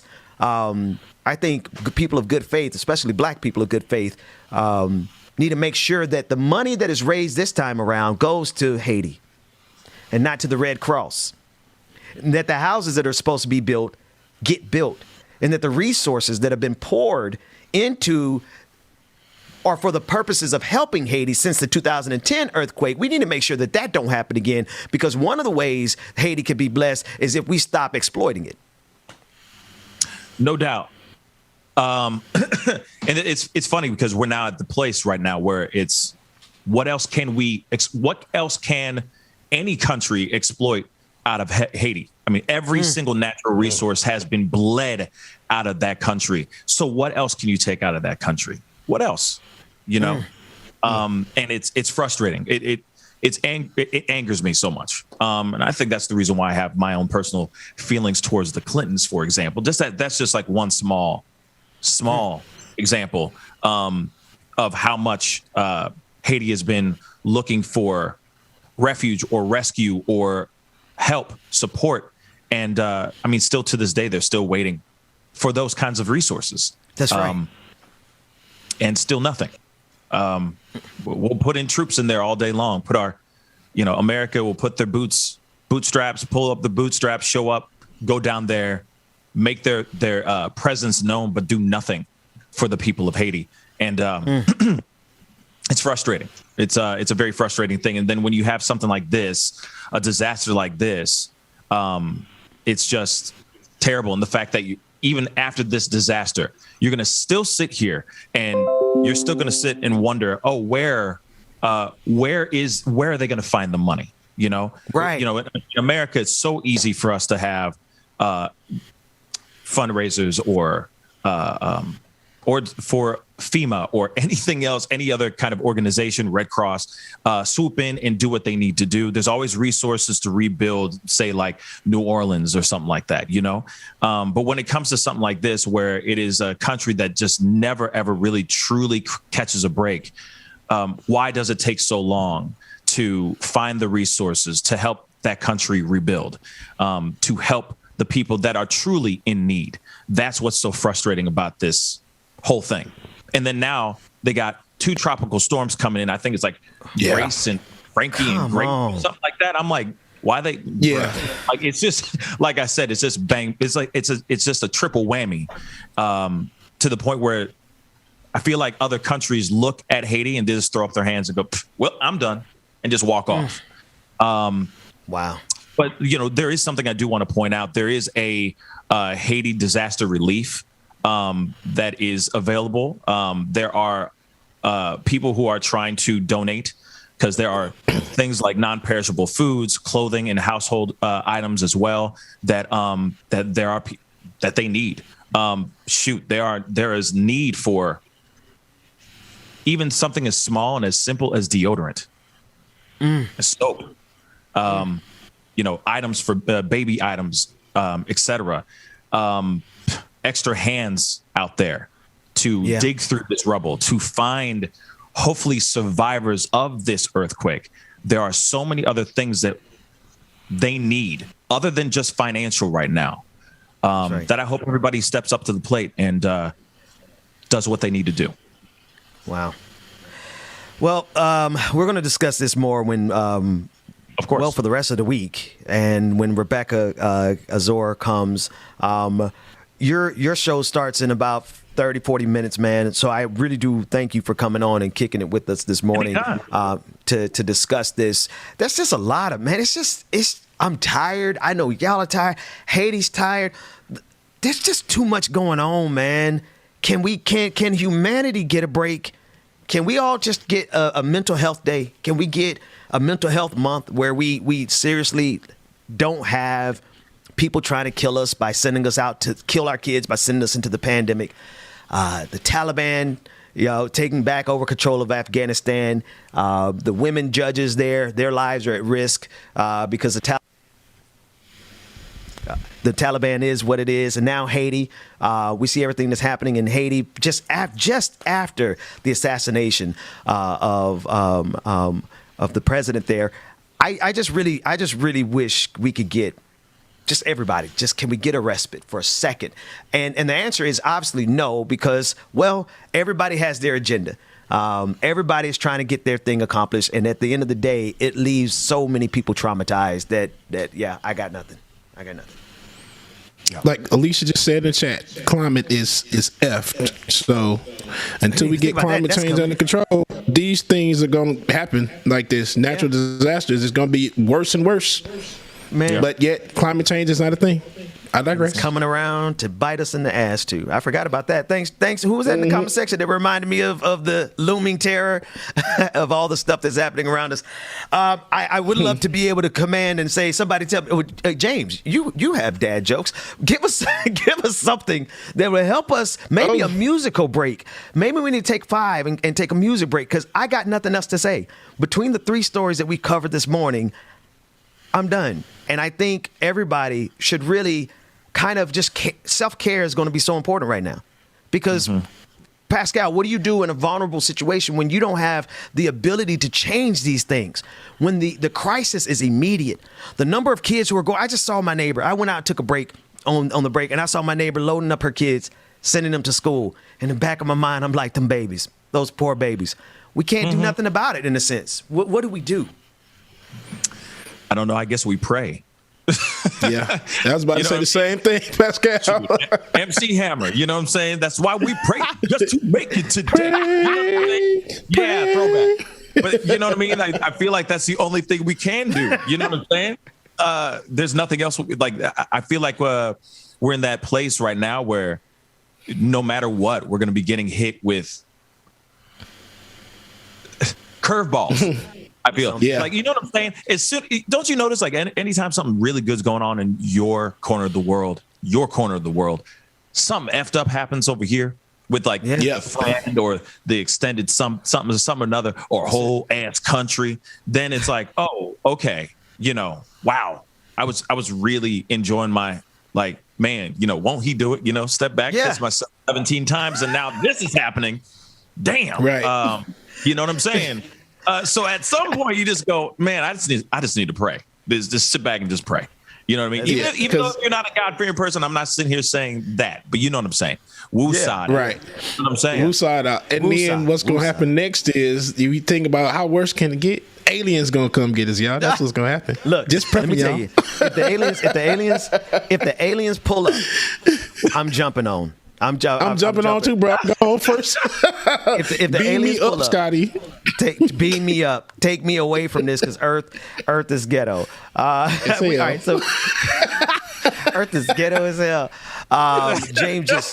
David just shared a video with us talking about climate change, and there's a video. I don't know if we have it yet, but how much do you talk about climate change, Pascal? Because I don't talk about it enough, and we're starting, but because of the impact it has on Black communities, like the disparity between people who are impoverished and the impact of climate change on them, I think it's mandatory that we cover it on a regular basis. You know what? We talk about it. It's sprinkled in, man. Like, it's just peppered in, honestly. So, I mean, same for us. Same for us. Yeah. Yeah, it's something that needs to be talked about without a shadow of a doubt. I guess I just keep thinking that the people who listen to the show, I guess that's just me being completely, what's the word? Closed-minded on this idea. But I just keep thinking that people automatically know. That's right. The Earth is talking right now more than ever before. More than ever. I mean, we had one of the hottest summers. We had the hottest temperatures in July alone ever in history. In the history. In the history of the world, because of global warming. But I know that a lot of people. There's a lot of naysayers out here. But I'm like, look at what we're seeing. Look at what the world is doing. The world is on fire, literally. Literally. There literally lavas coming. Eruptions going on in Iceland right now, of all things. Just a continuous flow of lava is just coming out of the grounds in Iceland. I'm not kidding. You know what I'm saying? Like, there was something like a fire going on in the ocean, in the middle of the ocean a few weeks ago. I mean, I was oil waiting for thing, to hop out. Yeah. Right. You know what I mean? Like, there's all these crazy things that are going on. And then people will sit back. All these naysayers will sit back and go, no, that's just nature being nature. No, that's nature being mad. That's nature saying, yo, bruh, what you doing to me, man? You know what I mean? Have y'all seen? You know what I'm saying? Have y'all seen that Mark Wahlberg movie? Oh my gosh! Don't do that to me. Don't do that to me. You already know what I'm talking about, don't you? Yes, I've been thinking about it because it's just the happening, and it just came on over this weekend, and it's just like y'all. Crash. I've been thinking about that. Do I need to say anything else? I don't need to say nothing else. You don't, because I didn't want to bring it up because that's how they acting, ain't it? So for those of you who don't know, James, give it to him, because all three of us knew immediately when you said Mark Wahlberg movie. We knew what you were talking about because I've been quietly thinking about that movie every single day. I see these sociopaths try to send us out into this pandemic. It's like they have lost all sense of self-preservation. Tell the audience real quick about that movie. Damn the sociopaths, just Earth taking back over. What you talking about? But anyway, the movie is about nature restarting itself and trying to reset the planet. And when it takes over, it just puts a thought in your head and you just stop and you try to kill yourself. That's the movie in a nutshell.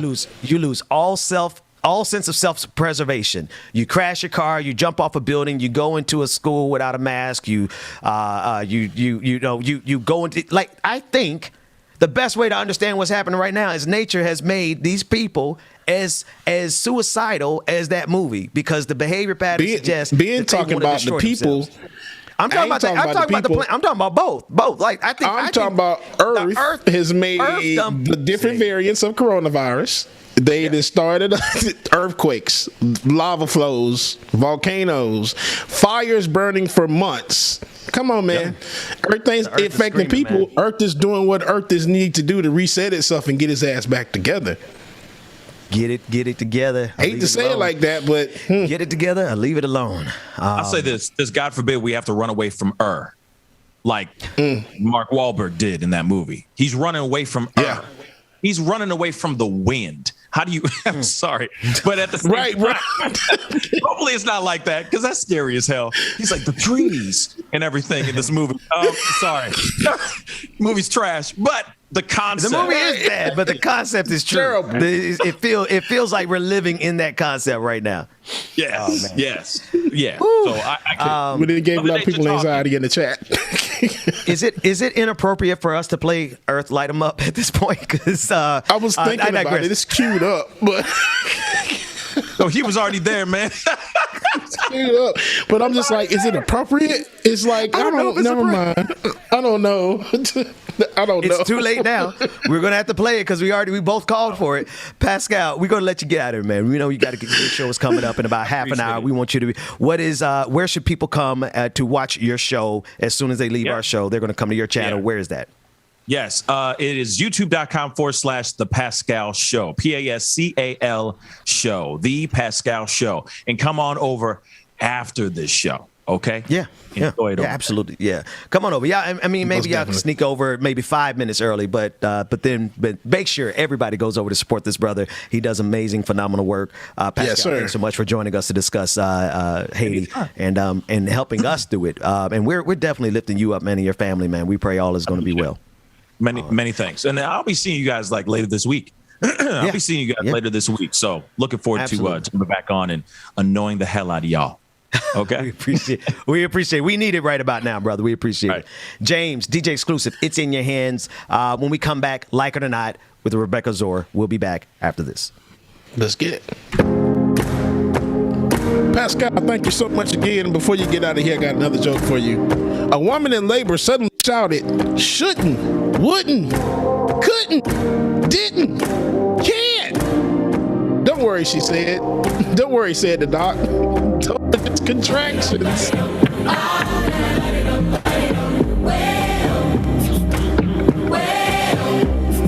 Love y'all, mean each other. That was pretty terrible. I gotta say that was terrible myself.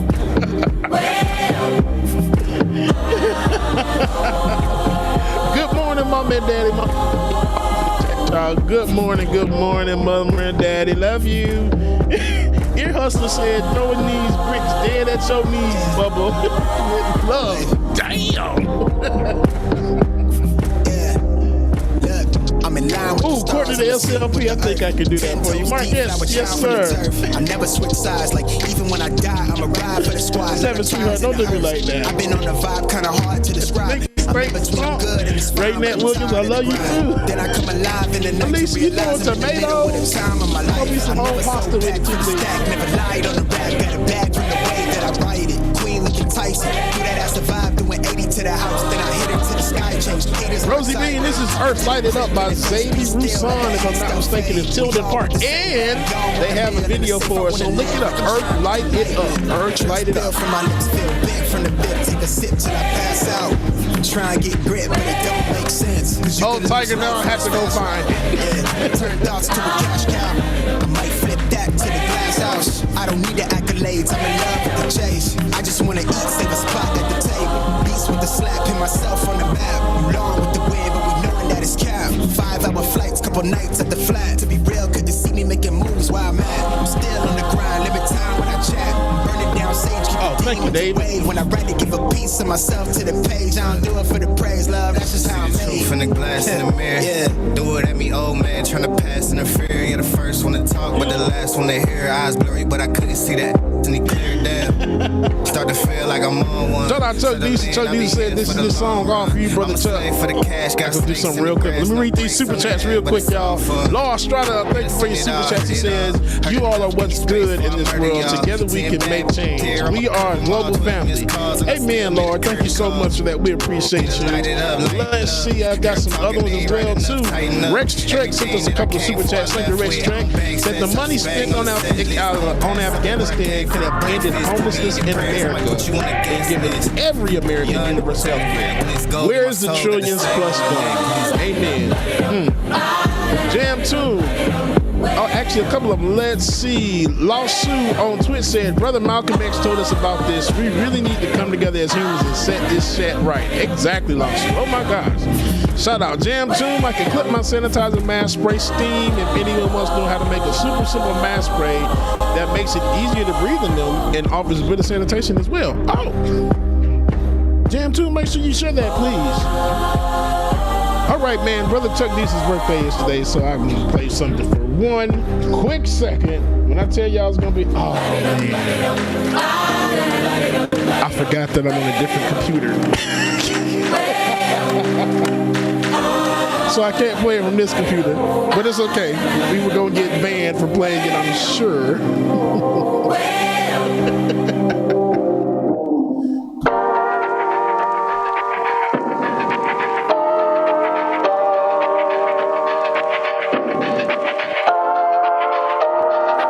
Okay? Ben, shut up, bro.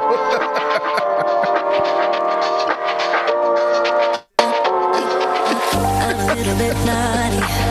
I'm a little bit too consumed, but every part of my body. Nat, hey, good morning, sister. Justice Draconis, good morning. Come a little bit closer. Yeah, yeah. Come a little bit closer.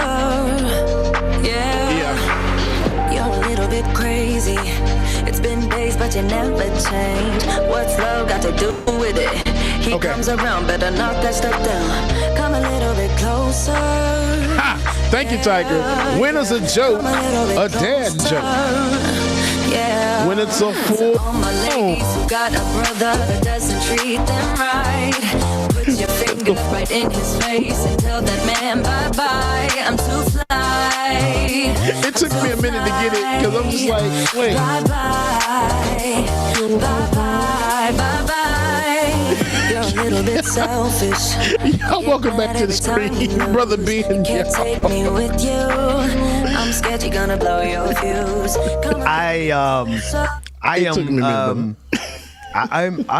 I'm pretty agnostic when it comes to the dad jokes because I appreciate them, but they're so horrible. I love them, but they're painful. They're funny, but they're horrible. Extremely painful. It reminds me of my nephew's dad joke. It wasn't a dad, it was a kid joke. Dad jokes are basically kid jokes. And he said, "Why did the boy throw the butter out of the window?" Because he wanted to see the butterfly. All right, that's the only dad joke you're gonna ever get. Let's go. Let's go with some Black Joy clips, guys. Folks, non-gender conforming individual. I'm not doing good. I'm not. I'm just burned with the. It's so hard to have peace and security and joy. So let's see if we can reset ourselves. We had a couple of Black Joy clips. I don't know what they are. James, do you know what they are? Can you introduce them? If not, we can just let them play. I do not. These I did not drop. I don't think. Who knows? I don't know them either. But he said they said that they're Black Joy. Both are his. And, so they're both.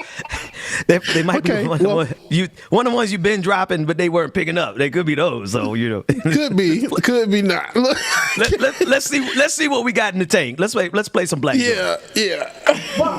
Come on.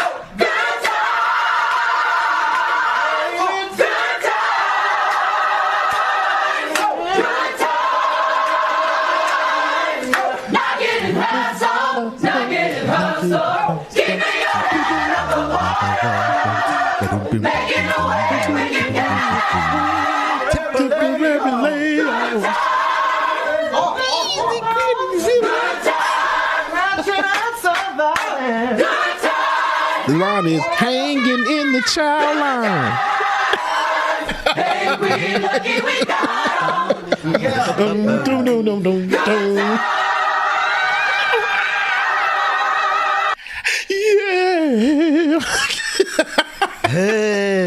They were going off though. Yes, that was good. That was the most controversial line. Is what's that line? Hanging in the child line. Ain't nobody know what they were saying.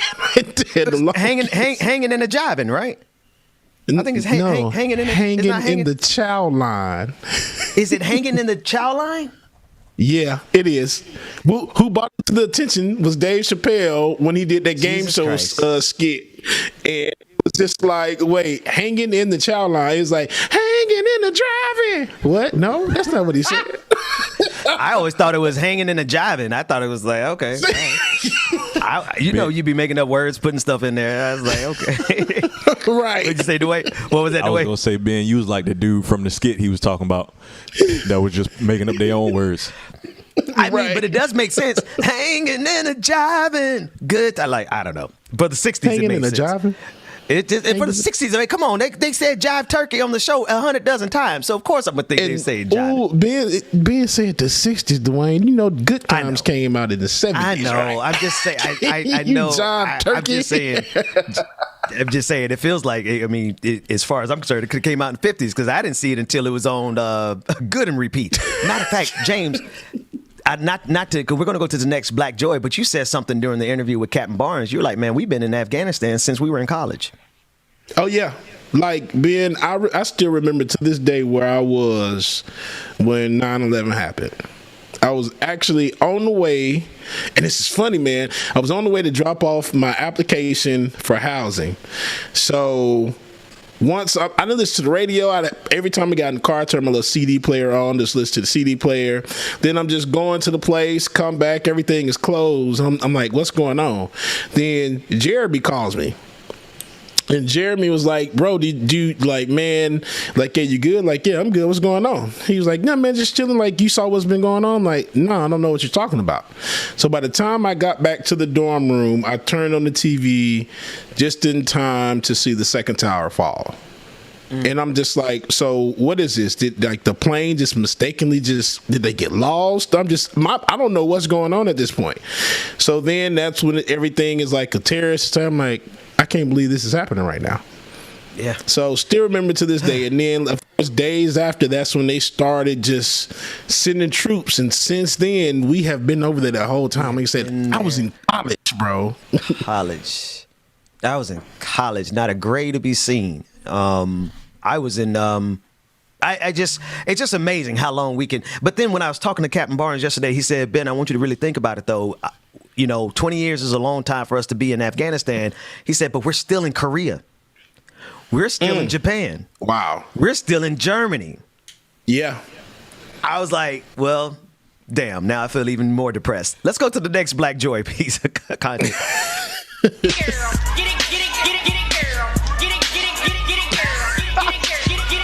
This is how we used to dance in the 80s. Jesus Christ.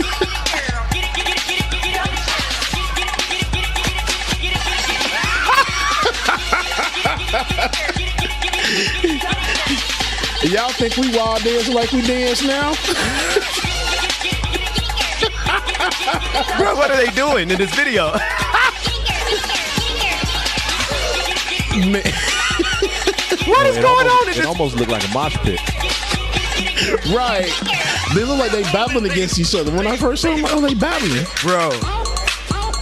And you see the little the Karens back there trying to get it. I was gonna say, this is why you can't invite everybody to the cookout, man. You cannot be invited. Some people get a little too aggressive. They think they see mud and grass and they think it's a mosh pit instead of a family reunion. You got to be careful inviting these Karens to the cookouts, man. Bro, what was the Karen humping that sister, that black woman for? I just didn't see the rhythm pattern syncopating right. It was just a little strange dancing that was happening in that video. But I guess they try to, you know. What is she doing in the blue? What is she? It's funny because I saw this thing online the other day that said, and forgive me, white people that's watching, but it said that white people just dance like that because they don't care if they on beat or not. They just out there having a good time. They have the time of their life. And black people need to take notes because we be out there too worried about what other people gonna say about us dancing instead of just. Did we get the step? Yeah. You missed the dip. Brother, you missed the dip. We over there and the white folks just over there just throwing their hair everywhere. Right. Like they don't give 0 F's, bro. They just be getting it.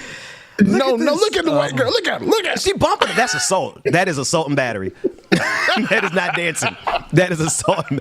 Why they remind me of the Charlie Brown cartoon characters when they be dancing like. Somebody should put the Charlie Brown music. Mark from Australia, man. I don't know if you do audio, but somebody grab that clip and put the Charlie Brown music to it. I guarantee it fits perfect. Hey, I did one with from that clip, and I forgot one of those songs came out. It was a remix song, and when I tell you it fit perfectly with it, I'm gonna have to find that crap, dude. Shay on YouTube said it wasn't assault and battery; it was assault and butt. All right, moving on to the next story, because in my attempt to not fall into a depression over what's happening on the international stage, we have now come to the stage where we're having butt jokes. So that means we need to find another story to move on to. I do want to say one more thing about Haiti, and I know Rebecca, her family is they actually have blood relatives that are in Haiti. And I've been encouraging Rebecca, if you need to come on and talk about it, by all means, come on and talk about it. If you need to not talk about it, please, don't, because it's a lot. It's a lot. And I think we're going to all have to really take into consideration the necessity to unplug from the news feed. The news feeds are really going to take its toll on us this week because of the nature of all the stories, man. So, James, thank you also for just consistently bringing that joy. Anytime, man. I do what I can do. Yeah. I want to play a clip of Cori Bush, and she is talking about what's happening in Afghanistan. I want to bring bring Afghanistan back into the conversation. That is 24. Or it's a tweet, rather. It's a tweet from her. And she's discussing the need for us as the American people to bring refugees here from Afghanistan. One of the number one things that we do as an American empire is we destabilize a region. Like Captain Barnes says, we are good at breaking stuff. We could break it, but we don't build well. And so what happens when we leave? Once America goes and we send our troops and we break stuff and we accomplish our mission or we don't accomplish our mission, what happens to all the people that are left there? Well, generally speaking, we abandon them. We just leave them. We leave them for dead. We're doing that in Afghanistan now. We did that to the Kurdish troops in northern Syria during the Trump administration. We have a propensity to just abandon the people for whose nation we destabilize. But this is from Cori Bush. She said, "Our work is to save lives." This is Congresswoman from St. Louis. She said, "Whether it's Afghanistan, Haiti, Lebanon, or communities facing extreme hardship worldwide, one thing that we could do to save lives right now is become a country that welcomes more refugees with open arms. Refugees must be welcomed here." Thank you, Congresswoman Bush. Absolutely. Because we shouldn't be there in the first place. But the bare minimum we can do is to alleviate the humanitarian crisis that we created by allowing refugees and not having this bigoted look towards the very people whose situation is caused by our American imperialism. So shout out to Cori Bush for bringing attention to that. So, that's real. All right, man. James, what do you want to do, man? Because I honestly, I'm looking for an excuse to call it early today. I really don't want to keep us plugged in to these stories because those are the 3 stories. Anything else outside of that, I don't really want to cover because between our kids having to go to going to school with COVID-19, I'm actually about to unplug and organize locally. And I want to encourage everyone. One thing that you can do is to organize locally for the protection of your own children. Homeschool pods. That's what we're organizing locally in our neighborhood. We are teaming up with other parents who have the same kind of concern that we have, that have the same type of, they've gotten the vaccine and they have the same type of quarantine protocols. We're looking to team up with other parents in our neighborhood to create vaccine safe pods so that we can homeschool our own kids and not be forced to send our kids back into the public school system where they are catching COVID-19. So that's what I'm going to be doing with the rest of my day and my week as I intentionally unplug from Twitter because I just don't need to see. I'm sorry, Jen, I just don't need to see this on the timeline all day today. Yeah, unfortunately, I hate to say it. You already know what I'm going to say. Used to it. So very desensitized. Very much desensitized. Hate what's going on in Haiti, hate what's going on in Afghanistan, but Afghanistan is one of those things, it's like you pulled those troops out, yes, and somebody made a comment earlier today once I was waking up and getting ready and everything, excuse me, made the comment of United States has been over there for 20 plus years, trained these troops to do what they needed to do to protect their country and protect this city. And just in a matter of days, it just all went away. Yeah. And the statement that he made, I was like, Jesus, you just kind of crushed their soul. He's just like, y'all didn't want to defend y'all country. Like, damn. Yeah.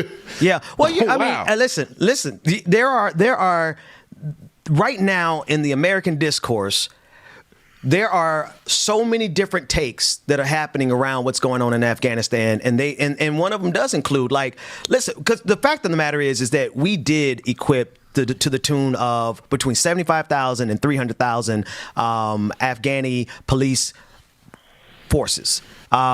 We equipped them with money and weapons. And as soon as the Taliban came in, they did put down their weapons. Here's a difference that we did not, and Captain Barnes knows this, and all of us know this. We didn't get a chance to get to it today. You got to understand the difference between, and this is something Brother Mac actually said, the difference between a mercenary and a martyr. Those armed forces that the American people the American taxpayer were paying for in Afghanistan, they were paid. Those guys in the Taliban, whatever you believe about them, they believe what they believe all the way to death. So there's a difference. Somebody who's getting a check to fight something and somebody who's willing to fight to the death, there's an imbalance. So I honestly, America's surprised that they dropped their weapons and ran, but ain't no check big enough for me to run up on somebody who's got a death wish. That's who's willing to die for it. Yes, Ben. Absolutely right. Yeah. You're absolutely right, brother. Yeah, you can have my gun. I'm going. Where I'm going? Where? Who uniform? So I don't put a whole lot of I don't do a whole lot of shaming of those guys because I don't believe in the whole hubris. The hubris of dying valiantly. I couldn't get the valiant death of a warrior. I don't really subscribe to that too much. It is in all of us, but I certainly don't subscribe to being paid to go out and die for anybody's cause. And so that's the difference I think you see between the Afghani forces that were being funded by the United States versus the Taliban. And you got to think also, this is 20 years later. How many of these current fighters in the Taliban saw their cousins killed by American forces in Afghanistan? Absolutely. How many of them saw their fathers killed? How many of them saw their sisters and their wives killed? So you got to understand the Taliban is fighting with a different kind of oomph behind them than those troops that were being funded by the United States of America. I see Sister Rebecca Azor's on the screen. How you doing, sis? My mic muted though. I just looked and all I saw was the poof. I'm like, come on. I didn't even know. I didn't get the. Nobody told me I was going to be on the screen yet. That's because Dwayne just Yeah. So y'all got to work that out to y'all. How are you, sis? Right. We're covering all kinds of stuff, but glad to have you this morning. How you holding up? Yeah. I'm gonna be okay. It's a lot. I'm just so exhausted. Since like a lot of this stuff has to go through me as far as, let me first start by saying like the earthquake that happened affected me directly with my family. Sorry, Dwayne, because I just moved out of frame. But with my family being from that specific area, again, because the first one, my mother's side, the 2010 earthquake, my mother's side was affected gravely. And this one that happened on Saturday, my father's side, pretty much my whole family on that side, who lives in Jérémie, Haiti, which is the southern part of Haiti. It was affected gravely. So I just kind of been trying to keep it together for my dad, providing him with as much information as possible. We spent the whole day Saturday looking for family. We couldn't get a hold of them. And that was pretty tough. So having to call people, be a translator, all those kind of things. Got in touch with most of them. Still some are unaccounted for. And we kind of are a little worried because the death toll is rising. Again, Saturday, there was an earthquake in Haiti, in the southern parts of Haiti. It was a magnitude 7.2 earthquake, which was more than which was a higher magnitude than the 2010 earthquake, which was 7.0. And this one was 7.2 earthquake in Haiti. And this again happened on Saturday. A lot of people were displaced. A lot of people are yet to be found. A lot of people stuck under rubble. There have been rescue efforts by the locals, people who are injured themselves, trying to help themselves. The bridge to cross over into Jérémie, because to cross over into the southern part of Haiti from the city is more so you either got to take that bridge or take it by boat. That bridge is totally demolished now. So a lot of, at the time, a lot of care couldn't get to the people that were stuck there. So it's been a lot. So the death toll started around something like 29 when they first started reporting it in American media. But us, we already knew because the people on the ground can see what's going on. That's right. And so now the death toll has risen to over 1,000. So, and there is a possible tropical storm approaching. So if you ask me how I'm doing, all I can say is I'm going to be fine. Don't know when, but it's really, really tough having to tell your family, the ones that you can speak to go towards the mountain. They're already displaced, but then they already live in the mountains for that particular part of Haiti. To go towards the mountains just in case, because they're still worried about a possible tsunami because the receding of the water, which the tsunami.org had actually canceled the warning, but they're worried. They're just worried.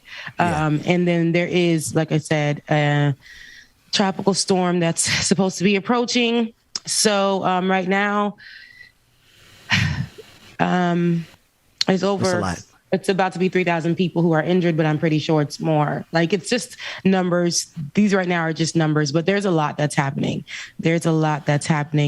So tonight, which is Monday, Tropical Storm Grace is set to touch down. So the people that are displaced and can't get any assistance and can't get any help will be possibly just outside for this storm. And this actually happened near the earthquake that happened. There was a storm after that too. So a lot of this is like a repeat, but I want people to understand, so there's a few things I need to just point out because there's so much happening. I know that I already touched on this a little bit on Saturday because Reuters had posted a story exactly maybe moments after the earthquake. And the first thing that they put out was the poorest country in the Western Hemisphere. And I had to just kind of stop for a moment and let them know. And the woman who reposted it, who actually is works in something, whatever, doesn't matter, it's reposted, right?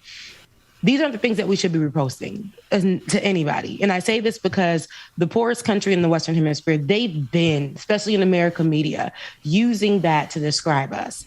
Right. And it is something that that's not only that is the poorest country in the world. What else, right? And I say stick to the story, because the story is there is an earthquake, 7.2 magnitude earthquake that hit Haiti.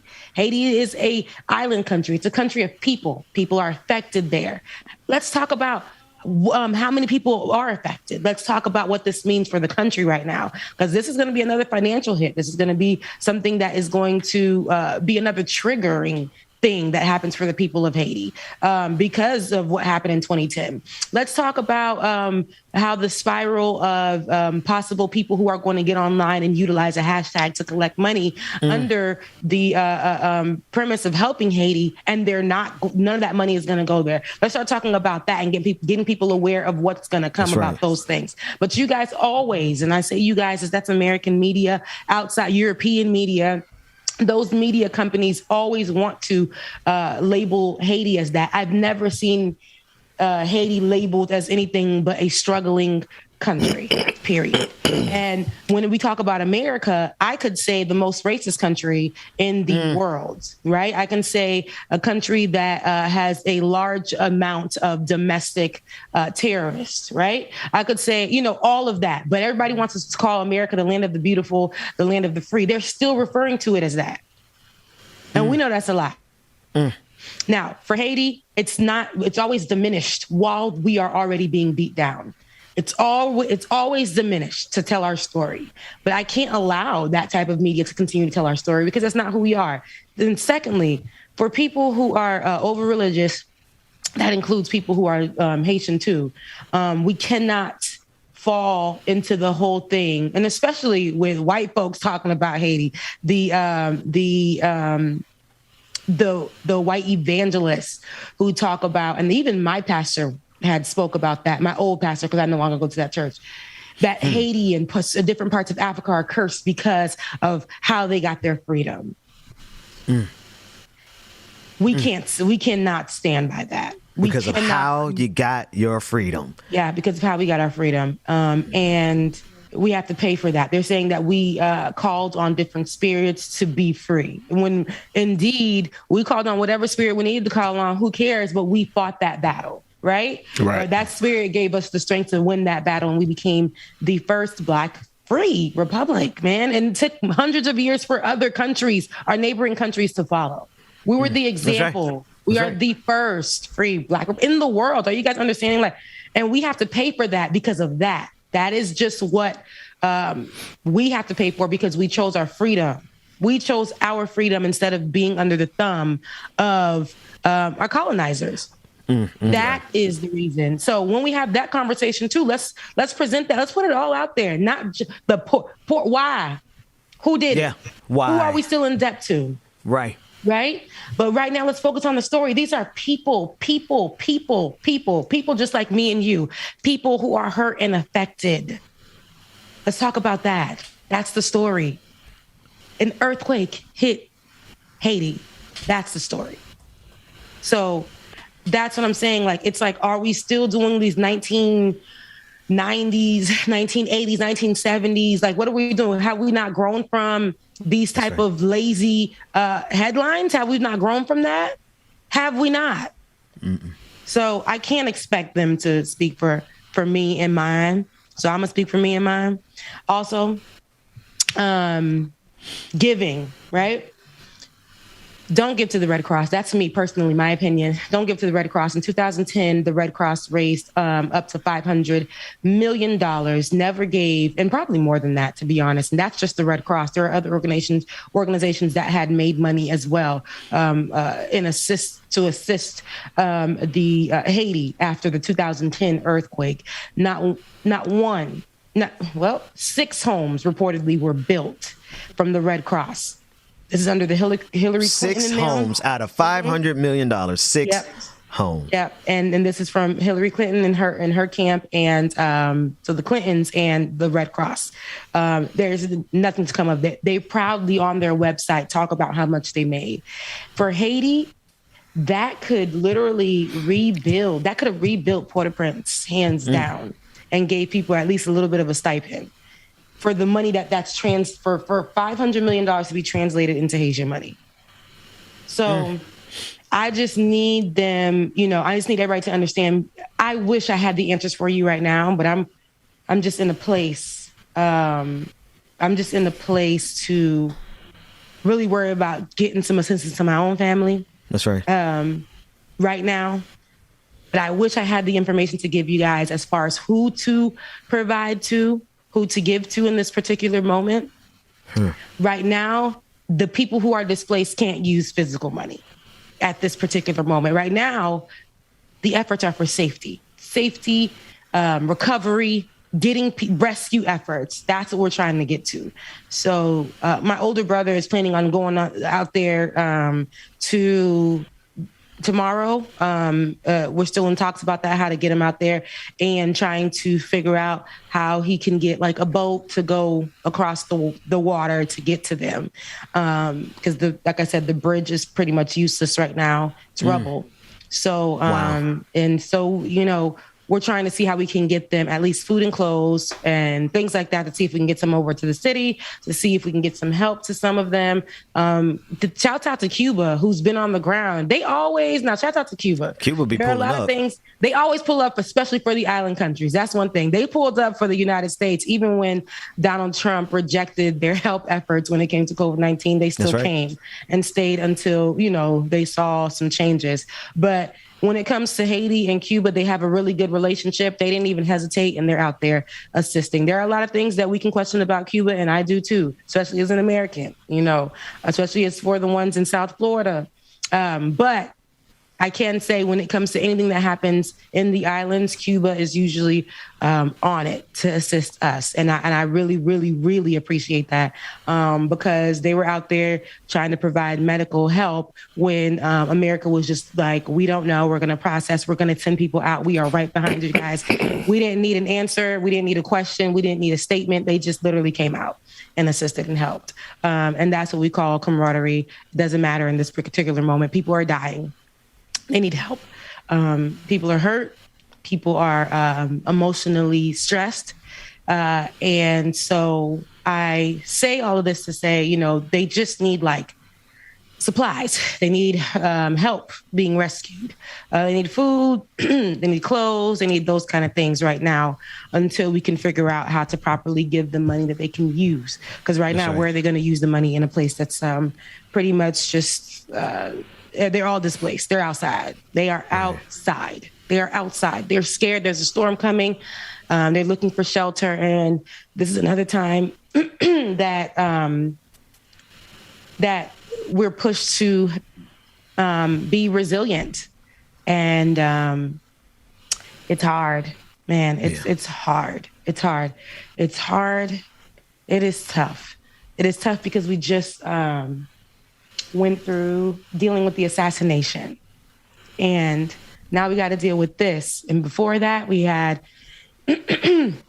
what was going on with the people protesting for years outside. And, it's just really, really tough. It just feels like, and I hate to say it, but we can't catch a break. But every time we're given a break, we can't even process the break. We can't. We can't process the break. And I am just devastated for my people. To hear them screaming, to hear them yelling, to hear people not being able to find certain people, to hear people in shock. It's tough, It's really, really, really hard to just kind of process all of this. My brother wanted me to go over there, but I'm stuck and bound to this job. And I had to talk to them and see if they can even give me a day today because I just need a day to still kind of focus on. I wish I could take it to rest, but I can't. We still got to focus on how we can get help to ours. So I am sleepless. I'm restless. I'm tired, y'all, and I'm emotionally overwhelmed. And then for people here or outside of Haiti, the diaspora, if this is hard for you too, you can take a moment and remove yourself from all of what you're seeing. Take a moment from talking to some family for a little bit just to process it, because we can't be effective if we're not strong enough to handle this stuff. We cannot be effective to help. It's okay, because when you sit this one out to build yourself just emotionally, somebody else is there. We have another person that's there who's helping. And I had to sit down for yesterday morning and just sit in the emotions, because I was just running on I gotta help, I gotta help, I gotta help, that I had to sit and let myself just cry. And I've just been crying just because I'm so tired. I don't know. I'm so tired, and I don't want us to have to always be perceived as just a needy community. We didn't ask for an earthquake. We didn't ask for an earthquake. We didn't ask for storms to come our way, literal storms and figuratively speaking. We didn't ask for that. It doesn't make us less of a people. It really doesn't. There's scientific proof that can prove, like, the whatever plates that cause the earthquakes are right underneath us. Right. And that's what causes it. So there are a lot of things that we can prove. It's not because God is cursing us. It's not because we deserve this. It's not because we're the poorest country on the Western Hemisphere. It's not any of that. So there are a lot of things that we can say, and we can really, from history, point out the people who have abused us and stripped us, and still come to our country and utilize our rich resources. They want to act like ain't nothing rich over there, but they still utilize our rich resources. And they pay Haitians pennies to a dollar in their own country to work for them. So there's so much things I can really say about that. I'm going to figure out some places where you guys can donate and feel comfortable donating to right now. If you can just donate goods in your local community, wherever you are, try to see if you can do that. That will be better. And for us Haitians, try to donate directly to your family. There's a lot of testimonies about canned goods and stuff being stolen too. When we're shipping it off, money never getting to the people that they need to get to. So that's why we're all trying to figure things out right now, everybody. So if you need to take a break, to all my Haitians, I get it. It's okay. Nobody can tell you where to be right now. If you're taking a break, is you enjoying a day of your vacation that you may be on right now, then do that. Whatever you need to do. If you being on top of it and trying to find out different resolutions and trying to find out different places that are we can offer to other people to give to, then do that. We all have our part in this. And as you can see, I'm just kind of like I'm worn down. My voice is worn down. I'm tired, but. I'm going to keep riding and rocking for my country. Like I told y'all every single time, I might sound a little worn down emotionally, because I am. But I'm going to still keep pushing and just pushing for it to just do what we can. And that's really all I have. Yeah. Dwayne, bring us all back. Let's do this, guys. We're close enough to the end. We're going to turn it into the hands of the Minister of Music, DJ exclusive. Keep me on screen after this. No, sir. No, just a song. Just a song, at least. At least a song. You want to unplug? No. Sometimes you can't. Dwayne, throw a music. Throw a song on, and we all gonna get off screen. Then let's just take 5. And listen, I know a lot of people depend on this show, but y'all, we might take a day. We might take a couple days here, because when it hits this close, we need to do what's best for us. So we're going to sign off here. Dwayne, play a song. We're going to all get off the screen. And it is possible that we may take tomorrow off because it is weighing heavy on everybody. It's not set in stone. We haven't discussed it. I'm just mentioning it. And I know a lot of people depend on this show, but y'all need us here for the long run and not for us to burn out. Rebecca, we love you. We're praying for you and your family. Obviously, we're talking off air, and anything that we can do. The audience is waiting. And like Rebecca's already said, donate to some canned goods locally. Try to donate to organize, but she will bring you sometime this week. We're going to get the official organization that we trust, that she trusts, to send money to. In the meantime, don't send none of these people your money because 500 million of it got taken last time, and we're not going to let them do that same thing twice. Not at all. So that's all I got. Rebecca, thank you for being strong enough to come in and say everything that you said. James, thank you for saying you're not going to stay on screen, because that's right. Quite right. Let's all get off the screen. And, sorry, y'all. And we'll see you. I'm so sorry. No, it's right. Real quick, Rebecca, has anybody heard from the Dominican Republic? It's like each time this happens, it seems like there's nothing said. It's like they're not offering any assistance. I mean, what's going on with them? And I hate to ask this question at the end, but it's been weighing on me since I heard about it. I talked to my mom about the same thing. I'm like, what's going on the other side of the island? So there's a big separation that happened. It is the same island though. It's just split by like a wall. Yeah. Right. But there is a big separation. There are some people that came over and tried to assist, but most likely they're just living their lives on the other side. Some of them said they didn't even feel it. So, some Jamaicans had reached out to me and told me they felt some trembles, but people in the Dominican Republic are living their life like any other day. We have a lot of Haitians. I have family who lives in the Dominican Republic as well. And a lot of people are just okay living their lives. Just another day. And this is just how the division is on this island that shares like literally the same island. We're just divided. And it's just how it's always been.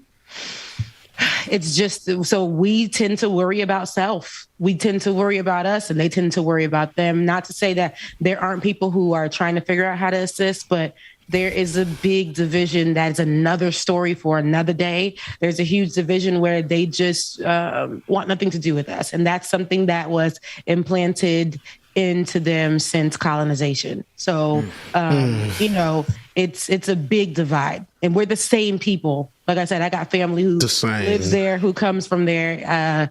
My dad speaks fluent Spanish. Like it's the thing. But they separate straight down the line. And so they're just worried about them. I have some Dominican friends who reached out to me, like, hey, everything okay? Just to reach out and check up.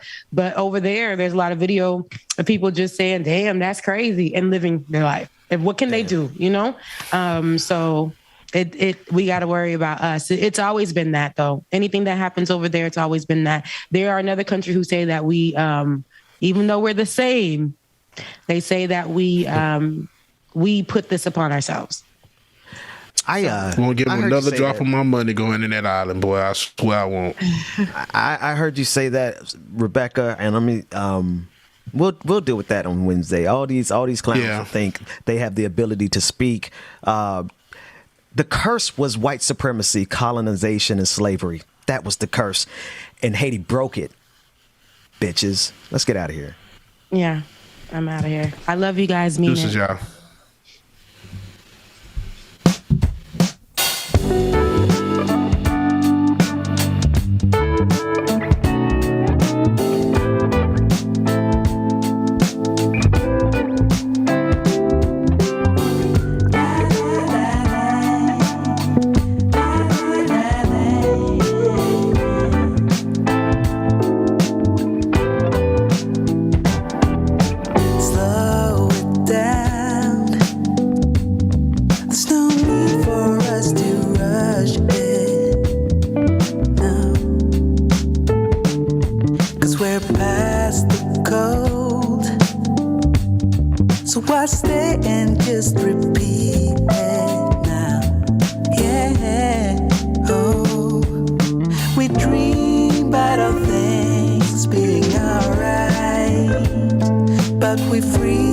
When it's all up to us. So Let's fight it, make a stand and try it. Everything will matter from now on. Let's fight it, there's no way to hide it, 'cause everything will matter from now on, 'cause it's high tide.